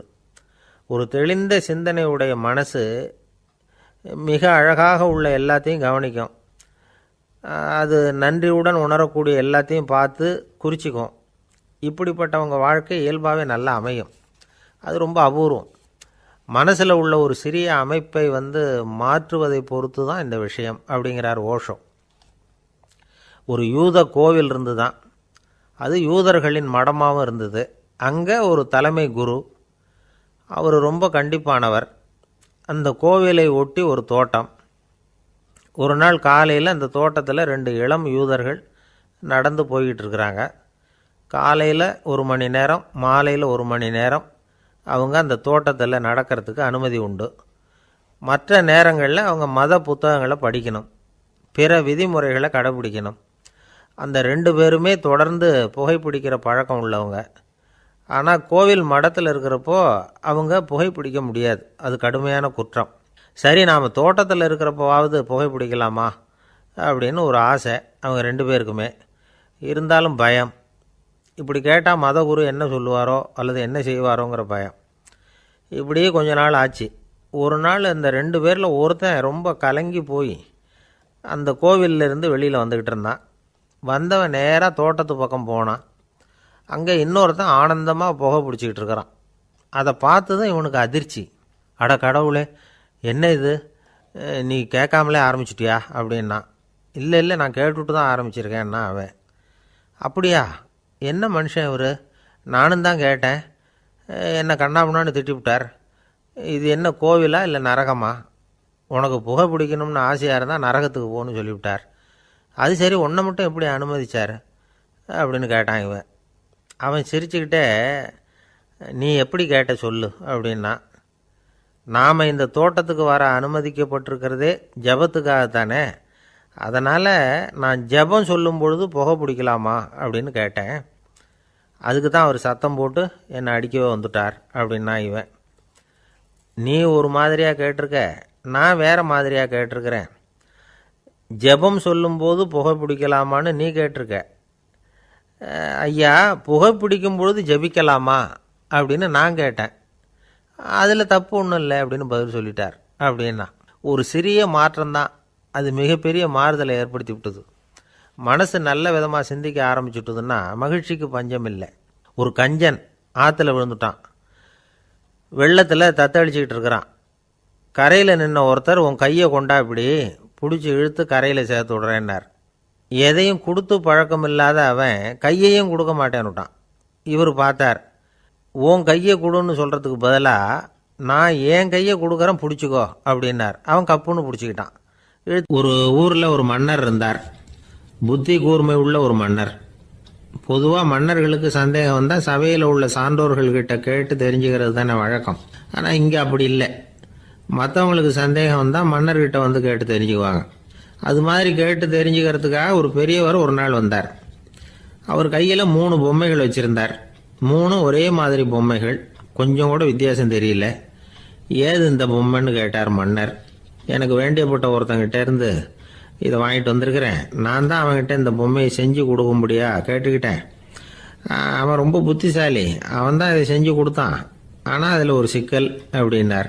என்ன பிரச்சனைன்னு கேட்டிருக்காரு இவர். நான் அவன்கிட்ட கேட்டது மூணு விதமான பொம்மைகளாக இருக்கணும்னு கேட்டேன். அவன் என்னடான்னா மூணு ஒரே மாதிரியாக செஞ்சு கொடுத்துட்டான் அப்படின்னார். அவங்ககிட்டயே கேட்கறது தானே அப்படின்ட்டு இருக்காரு இவர். கேட்டேன், அவன் என்ன சொல்கிறான்னா இது மூணும் ஒரே மாதிரி பொம்மை கிடையாது, மூணு விதம், ஒன்றுக்கு ஒன்று வித்தியாசம் இருக்குது. இந்த மூணு பொம்மையும் மூணு விதமான நண்பர்களுக்கு உதாரணங்கள் அப்படின்னு சொல்கிறான். எனக்கு ஒன்றும் புரியல, அதுதான் உங்ககிட்ட வந்தேன் அப்படின்னார். சரி, அந்த பொம்மைகளை இப்படி கொடுங்க அப்படின்னு வாங்கினார் மன்னர். எடுத்துக்கிட்டு உள்ளே போனார். கொஞ்ச நேரம் கழித்து வெளியில் வந்தார். அதுக்கப்புறம் சொன்னார், பாருப்பா, அவன் சொன்னது சரிதான், மூணு விதம் தான். இது இருக்குதே முதல் பொம்மை, இது உத்தமமான நண்பனுக்கு உதாரணம். இந்த ரெண்டாவது பொம்மை இது மத்தியமமான நண்பனுக்கு உதாரணம். அந்த மூணாவது பொம்மை இருக்குதே அது மோசமான நண்பனுக்கு உதாரணம். இதை செஞ்சவன் உண்மையிலேயே பெரிய அறிவாளி தான் அப்படின்னாராம். வந்தவருக்கு ஒன்றும் புரியல. பார்த்தா ஒன்றும் வித்தியாசம் தெரியலையே அப்படின்னு அவன் குழம்பி போய் நிற்கிறான். இப்போ அந்த மன்னர் விளக்கம் கொடுக்குறார். அந்த மூணு பொம்மையையும் எடுத்து முன்னாடி வச்சார். ஒரு மெல்லிய கம்பியை கையில் எடுத்தார். அந்த முதல் பொம்மை காதில் விட்டார். கொஞ்ச தூரம் உள்ளே போய் அப்படியே நின்றுட்டுது அந்த கம்பி. அப்புறம் ரெண்டாவது பொம்மை காதில் அந்த கம்பியை விட்டார். அந்த கம்பி என்னாச்சுன்னா அப்படியே அது வாய் வழியாக வெளில வந்தது. மூணாவது பொம்மை காதில் கம்பியை செலுத்தினார். அது நேராக இன்னொரு காது வழியாக வெளியில் வந்தது. இப்போ இந்த முதல் வகை இருக்குதே, அது மாதிரியான நண்பர்கள் எப்படி தெரியுமா? நம்ம கஷ்டத்தை அவங்கக்கிட்ட சொன்னால் பேசாமல் கேட்டுக்குவாங்க. வெளியில் அதை யாருக்கிட்டையும் சொல்லிகிட்டு இருக்க மாட்டாங்க. வெளியில் தெரியாமல் நமக்கு உதவி பண்ணுவாங்க. செஞ்சுட்டு அதை நான் தான் செஞ்சேன்னு சொல்லிகிட்டு இருக்க மாட்டாங்க. அதுதான் கம்பி ஒரு காது வழியாக போய் உள்ளேயே நின்றுட்டுது. ரெண்டாவது பொம்மையில் கம்பி என்னாச்சு, ஒரு காது வழியாக போய் வாய் வழியாக வெளியில் வருது. இது மாதிரியான நண்பர்கள்கிட்ட நாம் கஷ்டத்தை சொன்னால் அதை அவங்க 4 பேர்கிட்ட போய் சொல்லி நமக்காக உதவி கேட்பாங்க. நமக்குன்னு கேட்டு வாங்கி அதை நம்மகிட்ட கொண்டுகிட்டு வந்து கொடுப்பாங்க. இவங்க மத்தியமமான நண்பர்கள். மூணாவது பொம்மையில் ஒரு காது வழியாக செலுத்துகிற கம்பி இன்னொரு காது வழியாக வெளியில் வந்துடுது. இது மாதிரியான நண்பர்கள்கிட்ட நம்ம கஷ்டத்தை சொன்னால் அவங்க காது கொடுத்து கேட்கறது மாதிரி நடிப்பாங்க. அப்படியே இன்னொரு காது வழியாக அதை வெளில விட்டுருவாங்க. அதை பற்றி கவலைப்பட மாட்டாங்க. இதுதான் இந்த பொம்மைகளுக்குள்ளே இருக்கிற வித்தியாசம் அப்படின்னு விளக்கம் கொடுத்தாராம் மன்னர். படிக்கிற பிள்ளைங்கள்லேயும் இது மாதிரி 3 வகை உண்டு. சில பேர் காதால் வாங்கி மனசில் வச்சுக்குவான். சில பேர் காதால் வாங்கி பேனாவால் எழுதி விடுவான். சில பேர் ஒரு காதால் வாங்கி இன்னொரு காதால் வெளியில் விட்டுருவான். ஒரு பையன் வகுப்பில் ஆசிரியர் பாடம் நடத்தும் பொழுது தலையை வேகமாக ஆட்டி ஆட்டி கேட்பானான். ஏன்டா இப்படி தலையை இப்படி ஆட்டுற அப்படின்னு கேட்டிருக்கான் பக்கத்தில் இருந்தவன். தலையை ஆட்டினா தாண்டா ஒரு காது வழியாக உள்ளே போகிறது, இன்னொரு காது வழியாக வெளியில் வேகமாக வெளில போகும் அப்படின்னானா அந்த பையன். ஒரு ஆள் ராமகிருஷ்ணரை தேடி வந்தான். அவன் கையில் 1000 பொற்காசுகள் வச்சுருந்தான். அதை அவர்கிட்ட கொடுத்து இதை ஏற்றுக்கணும் அப்படின்னு ரொம்ப பணிவாக கேட்டுக்கிட்டான். அவர் பார்த்தார், இது எனக்கு தேவையில்லை, ஆனாலும் உன்னுடைய மனசை புண்படுத்துறதுக்கு நான் விரும்பலை, அதனால் நீ கொடுக்குறத வாங்கிக்கிறேன்னார். வாங்கிக்கிட்டார். அப்புறம் கேட்டார், இதை பாரு, இனிமேல் இதெல்லாம் என்னுடையது தானே அப்படின்னார். ஆமாம், அதையெல்லாம் நான் உங்களுக்கே கொடுத்துட்டேன் அவன். சரி, இப்போ நீ எனக்காக ஒரு காரியம் பண்ணணும்னார். என்ன செய்யணும்னு சொல்லுங்கன்னா, இந்த நாணயங்களையெல்லாம் எடுத்துக்கிட்டு போய் கங்கை நதியில் எரிஞ்சுட்டு வா அப்படின்னார். இவனுக்கு அதிர்ச்சியாக போச்சு. என்ன பண்ணுறது? இனிமேல் அது முடியாதுன்னு சொல்ல முடியாது.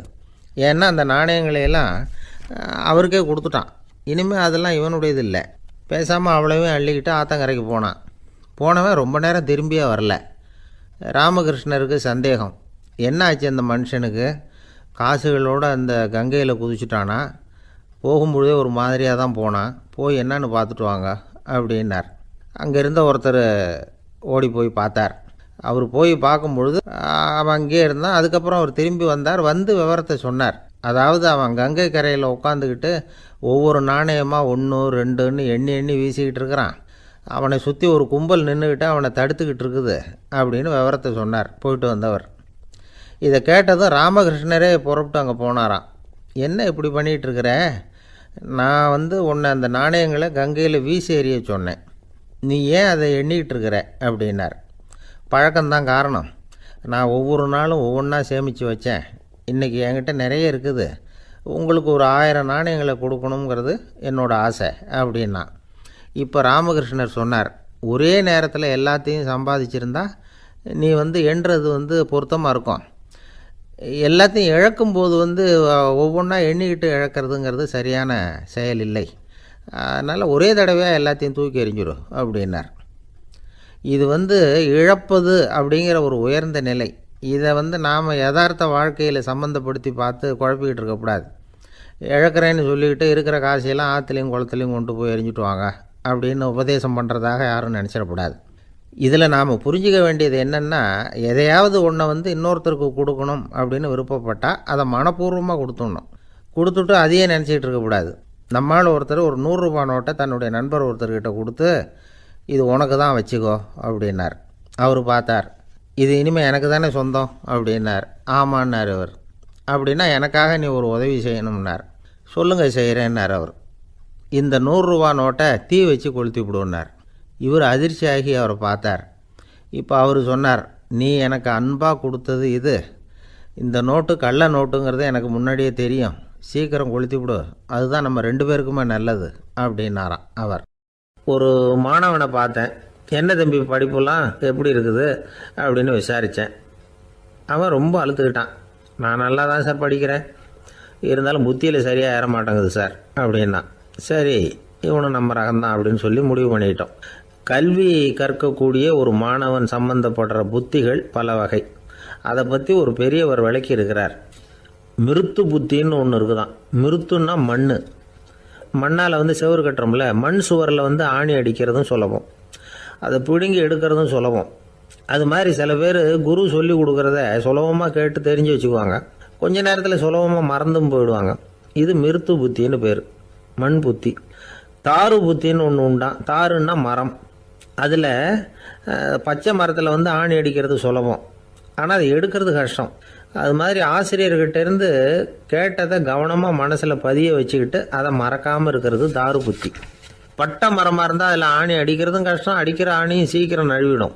அது மாதிரி கேட்குற விஷயம் மனசில் பதியறதும் கஷ்டம். அப்படியே பதிஞ்சாலும் அது நீடிச்சு இருக்கிறதும் கஷ்டம், கொஞ்ச காலத்தில் மறந்துடும். இன்னொரு வகை புத்தி ஒன்று உண்டு, அதுக்கு பேர் சிலா புத்தின்னு பேர். சிலான்னா கல். ஒரு கருங்கல்லில் 4 துளையை போட்டு ஒரு துளையில் உளியை வச்சு அடித்தா மற்ற துளை வழியாகவும் பிளந்து கல் 2 ஆகிடும். அது மாதிரி சந்தியான இடங்களில் குறிப்பாக ஒரு பொருளை சொன்னால் அதை வச்சுக்கிட்டு மற்றதையும் தெரிஞ்சுக்கிறது, அது சிலா புத்தின்னு பேர். வேணு புத்தின்னா என்ன தெரியுமா? வேணுன்னா மூங்கில். மூங்கில் கணுவில் ஒரு பக்கம் உளியை வச்சு அடித்தா 2 பக்கமும் பிளந்துடும். அது மாதிரி ஒரு செய்தியை கேட்டுக்கிட்டு இருக்கிறப்பவே அதோட முன்பின் தொடர்களையும் தெரிஞ்சுக்கணும், அது வேணு புத்தி. தைல புத்தின்னு ஒன்று உண்டு. தைலம்ங்கிறது எண்ணெய். தண்ணியில் ஒரு துளி எண்ணெயை விட்டால் அது தண்ணி பூரா பரவி போடுதில்ல, அது இப்படி பரவுறது மாதிரி ஆசிரியர் சுருக்கமாக ஒரு கருத்தை சொன்னால் அதை வச்சுக்கிட்டு பூரா விஷயங்களையும் தெரிஞ்சுக்கணும், அது தைல புத்தி. கற்பூர புத்தின்னு ஒன்று கேள்விப்பட்டிருக்கோம். அது எப்படின்னா, கற்பூரம் தீ பட்ட உடனே பிடிச்சிக்கும். ஆசிரியர் சொன்ன உடனே நுண்ணறிவோட பாடங்களை புரிஞ்சுக்கிறது இந்த வகை புத்தி. கரி புத்தின்னு ஒன்று. அது எப்படின்னா, கரியில் நெருப்பை வச்சு விசிறிய பிறகு அதுக்கப்புறம் அது கறி நெருப்பாகும். அது மாதிரி காலம்புற சாயந்தர வேலைகளில் ஆசிரியர் பாடம் சொல்லி கொடுப்பார், அதை கொண்டு புரிஞ்சுக்கிறது இந்த வகை. கதலித்தண்டு புத்தின்னு ஒன்று சொல்லுவாங்க. கதலிங்கிறது வாழை மரம்.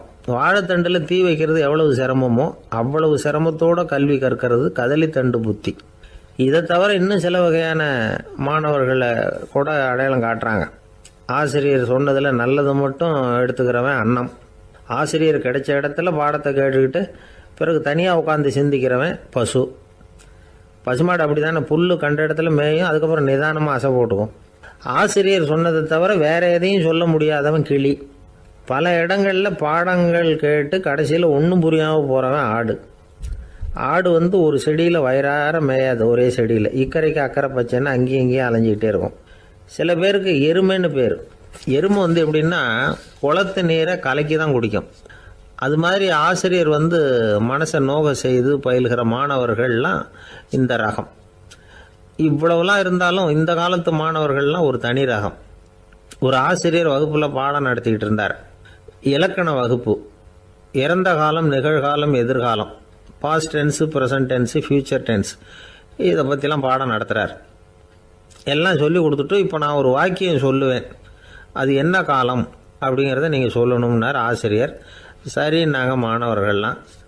நான் நாளைக்கும் பாடம் நடத்தப் போகிறேன், இது என்ன காலம் அப்படின்னு கேட்டார் ஆசிரியர். அதாவது நான் நாளைக்கும் பாடம் நடத்தப் போகிறேன், இந்த வாக்கியம் என்ன காலம்னு கேட்டார். ஒரு பையன் மெதுவாக எழுந்திரிச்சு சொன்னான், இது எங்கே போதாத காலம் சார் அப்படின்னு சொல்லிவிட்டு உட்காந்துட்டானா. ஏங்க எங்கே போயிட்டு வரீங்க அப்படின்னு கேட்டேன். எனக்கு வேண்டப்பட்ட ஒருத்தரை பார்த்து. ஆஸ்பத்திரிக்குன்னார். எந்த ஆஸ்பத்திரிக்குன்னே? மாட்டு ஆஸ்பத்திரிக்குன்னார். என்ன விஷயம்னே? மாமனாருக்கு உடம்பு சரியில்லை, அதுதான் மாட்டு ஆஸ்பத்திரிக்கு போயிட்டு வரேன்னார். அட பாவி, அதுக்கு அந்த ஆஸ்பத்திரிக்காக போவாங்க அப்படின்னு ஆச்சரியமா. அட அது இல்லைப்பா, முதல்ல எங்கள் குடும்ப டாக்டர் தான் தேடிக்கிட்டு போனேன். அவர் அந்த நேரத்தில் அவர் வளர்க்குற நாய்க்குட்டிக்கு உடம்பு சரியில்லைன்னு சொல்லி அதை தூக்கிக்கிட்டு மாட்டு ஆஸ்பத்திரிக்கு போயிட்டாராம் சொன்னாங்க. அதனால் அங்கே போய் அவரை சந்தித்து விஷயத்தை சொல்லிவிட்டு வர்றேன்னார். அப்புறம் தான் எனக்கு கொஞ்சம் நிம்மதியாக இருந்தது. பொதுவாக நமக்கு தெரிஞ்ச வரையில் டாக்டர்கள் 2 வகை. நமக்கு வைத்தியம் பண்ணுற டாக்டர்கள் ஒரு வகை, நம்மக்கிட்ட இருக்கிற ஆடு மாடு கோழிக்கு வைத்தியம் பண்ணுற டாக்டர்கள் ஒரு வகை. இப்போ தான் எனக்கு தெரியும் இன்னொரு வகையான டாக்டர்களும் உண்டுங்கிறது. அது யாருன்னா பூச்சிகளுக்கு வைத்தியம் பண்ணுற டாக்டர்கள், அதாவது பூச்சி டாக்டர்கள். வெளிநாடுகளில் அப்படிலாம் கூட சில பேர் இருக்கிறாங்க. பிரிட்டனில் யார்க்ஷயர் வட்டாரத்தில் ராதர்ஹாம் அப்படின்னு ஒரு ஊர். அங்கே ஒரு விலங்கியல் மருத்துவர், பேர் டாக்டர் லான்ஸ் ஜெப்சன். அவர் ஆஸ்பத்திரி வாசலில் பார்த்தீங்கன்னா தினமும் நிறைய பேர் நின்றுக்கிட்டு இருப்பாங்க. கையில் கண்ணாடி குடுவை, தகர டப்பா இப்படி ஏதாவது இருக்கும். அதுக்குள்ளே ஏதாவது பூச்சிகள் இருக்கும். அதுக்கு வைத்தியம் பண்ணுறதுக்காக வந்தவங்க தான் அவங்கெல்லாம். சிலந்தி பூச்சி, பல்லி, தேளு, பாம்பு இப்படி ஏதாவது இருக்கும். பொழுதுபோக்காக சில பேர் நாய், பூனை, கிளி, மைனா, புறா இப்படி ஏதாவது வளர்க்குறாங்கல்ல, அது மாதிரி இப்போல்லாம் தேளு, பல்லி, பாம்பு, பூச்சி இதையெல்லாம் வளர்க்க ஆரம்பிச்சிட்டாங்களாம். இது ஒரு புது ஃபேஷன். இப்போ கூண்டுக்குள்ளே டப்பாக்குள்ளே போட்டு வளர்க்குறது, அதுக்கு ஏதாவது நோய் வந்துட்டுதுன்னா வைத்தியம் பண்ணுறதுக்கு டாக்டர்கிட்ட வந்துட வேண்டியது, இப்படி இந்த பழக்கம்லாம் நிறையா வந்துட்டுது. ரத்தம் உறிஞ்சிற அட்டைகள் கூட இவங்ககிட்ட வைத்தியத்துக்கு வருதான். சிலந்திகளில் செங்கால் சிலந்தின்னு ஒரு வகை. மத்திய அமெரிக்க காடுகளில் இது அதிகம். சிலந்திகள்லேயே ரொம்ப விலை உசந்தது இந்த ரகம்தான். கால்களில் சிவப்பு கோடுகள் இருக்கும். இந்த இனம் இப்போ குறைஞ்சிக்கிட்டே வர்றதுனால சர்வதேச விதிகளின்படி இவற்றின் ஏற்றுமதி இறக்குமதிக்கு தடை விதிக்கப்பட்டிருக்குது. அதனால் இதை வளர்க்குறவங்க வீட்டுக்குள்ளேயே இனவிருத்தி மூலமாக பெருக்கி விற்பனை பண்ணிட்டு வராங்களாம். அந்த வகை சிலந்திகள் தான் இப்போ வைத்தியத்துக்கு அதிகமாக வருதான். சரி, இதுக்கெல்லாம் எப்படி வைத்தியம் பண்ணுறாங்க? முதல்ல அதை குளிர்பதன பெட்டியின் வழுவழுப்பான சுவரில் விட்ட உடனே அதெல்லாம் மெதுவாக இறங்கி வரும். அப்போ அதன் நோயை கண்டுபிடிக்கிறது சுலபம். அப்புறம் அதுக்கு கிருமிகளை கொல்லக்கூடிய மருந்துகளையோ வலி நிவாரண மருந்துகளையோ கொடுப்பாங்க. கால் உடைஞ்ச சிலந்திகளுக்கு பசையை கொண்டு ஆப்ரேஷன் பண்ணுவாங்க. சில சிலந்திகளுக்கு உடைஞ்ச காலை எடுத்துட்டா புதிய கால் வளர்ந்துடும். சிலந்திகளை மனிதர்கள் கையில் எடுக்கிறப்போ அது பயந்து போய் கீழே குதிக்குது, அதனால் கால் உடஞ்சி விடுது, இல்லைன்னா வயிறு சேதமடையுது. அந்த நிலைமையில் வர்ற சிலந்திகளுக்கு மயக்க மருந்து கொடுத்து ஆப்ரேஷன்லாம் கூட பண்ணுறாங்களாம். பார்த்தீங்களா பூச்சிகளுக்கு வந்த வாழ்வே. நம்ம ஊர்லேயும் வீடுகளில் பூச்சிகள் வளர்க்குறது உண்டு. ஒருத்தர் வந்தார், எனக்கு 3000 கரப்பாம்பூச்சி அவசரமாக தேவைப்படுது, எங்கே கிடைக்கும்னு கேட்டார். கரப்பாம்பூச்சியா, அது என்னத்துக்குன்னு கேட்டோம். அது வேறு ஒன்றும் இல்லை, நான் குடியிருக்கிற வாடகை வீட்டை காலி பண்ண போகிறேன். வீட்டு சொந்தக்காரர் என்ன சொல்கிறாருன்னா, இந்த வீட்டுக்கு நான் குடி வந்தப்போ எப்படி இருந்ததோ அதே நிலைமையில் விட்டுட்டு போகணும்னு வீட்டுக்காரர் சொல்லியிருக்கிறார், அதனால தான் கேட்டேன் அப்படின்னார். ஒருத்தர் சிகரெட்டும் கையுமா வந்தார். சார், இந்த புகைப்பிடிக்கிற பழக்கத்தை நிறுத்தி போடணும்னு தான் பார்க்குறேன், முடியலன்னார். புகைப்பிடிக்கிறத நிறுத்துறது ரொம்ப சுலபம் சார் அப்படின்னார் இன்னொருத்தர். எப்படி சொல்கிறீங்கன்னு கேட்டார் அவர். நான் கூட ஏற்கனவே 10 தடவை அந்த பழக்கத்தை நிறுத்தி இருக்கிறேன் சார் அப்படின்னார் இவர். இதிலேருந்து என்ன தெரியுது? புகைப்பழக்கத்தை திடீர்னு விட்டு விடுறதுங்கிறது ரொம்ப கஷ்டம்னு தெரியுது. இருந்தாலும் இது சம்பந்தமான ஆராய்ச்சி, அனுபவம், இது ரெண்டையும் அடிப்படையாக வச்சு சில வழிமுறைகளை சொல்கிறாங்க. அதாவது புகைப்பிடிக்கிறத நிறுத்துறதுக்கு 10 வழிகள் உண்டு அப்படின்னு சொல்கிறாங்க. அது என்னங்கிறத தெரிஞ்சுக்கிட்டா உபயோகப்படுதான்னு பார்க்கலாமே. முதல் கருத்து என்னன்னா, கொஞ்ச நாளைக்கு புகைப்பிடிக்கிற நண்பர்களை விட்டு விலகி இருக்கணும். இதனால் புகைப்பிடிக்கிற ஆசை குறையும். அந்த பழக்கத்தை மறுபடியும் ஆரம்பிக்கப்படாதுங்கிற எண்ணம் உறுதிப்படும். 2வது கருத்து, புகைப்பிடிக்கிறதை எதிர்த்து தீவிரமாக பிரச்சாரம் செய்ய ஆரம்பிச்சிடணும். அது அடுத்தவங்களுக்கும் உபயோகப்படும், உங்களுக்கும் உபயோகப்படும். உங்கள் உள்ளுணர்வை அது தூண்டும், உங்களை உறுதி கொள்ள வைக்கும். மூன்றாவது கருத்து என்னன்னா, தினமும் 2 தடவை குளிக்கணும். எப்படி தெரியுமா? முதல்ல வெது வெதுப்பான தண்ணீர், அப்புறம் குளிர்ந்த தண்ணீர், இப்படி மாறி மாறி குளிக்கணுமா. 4வது கருத்து, உடற்பயிற்சிகள் செய்யணும். மூச்சு வாங்குற மாதிரியான பயிற்சிகள் ரொம்ப நல்லதான். பிராணாயாமம் அப்படிங்கிற மூச்சு பயிற்சி ரொம்ப நல்லதுங்கிறாங்க. அப்புறம் 5வது கருத்து, சாப்பாடு மிதமாக இருக்கணும், சீராக இருக்கணும். பச்சை காய்கறிகள், பழங்கள் சாப்பாட்டில் சேர்த்துக்கலாம். அடிக்கடி கொஞ்சம் கொஞ்சமாக சாப்பிட்டு ரத்தத்தில் சர்க்கரையின் அளவை பராமரிக்கணும். இது நரம்புகளை அமைதிப்படுத்தும். 6வது கருத்து என்னன்னா, ரொம்ப நேரம் பசியோடு இருக்கக்கூடாது. புகைப்பிடிக்கிறத நிறுத்த முயற்சி செய்யும் பொழுது எடை குறைப்பு நடவடிக்கைகளை மேற்கொள்ளக்கூடாது. 7வது கருத்து, காப்பி, தேநீர், மதுபானம், அப்புறம் போதைப் பொருள்கள் கலந்த உணவுகள் இதெல்லாம் வேணாம். புகைப்பிடிக்கிறத அதெல்லாம் ஊக்கப்படுத்தும். கடுகு, மிளகு, அப்புறம் காரமான பொருள்களை தவிர்க்கணும். உப்பு அளவை குறைக்கணும். தினமும் 10 கோவள தண்ணீராவது குடிக்கணும். வெறும் தண்ணி புகைப்பிடிக்கிற ஆவலை தணிக்குதான்.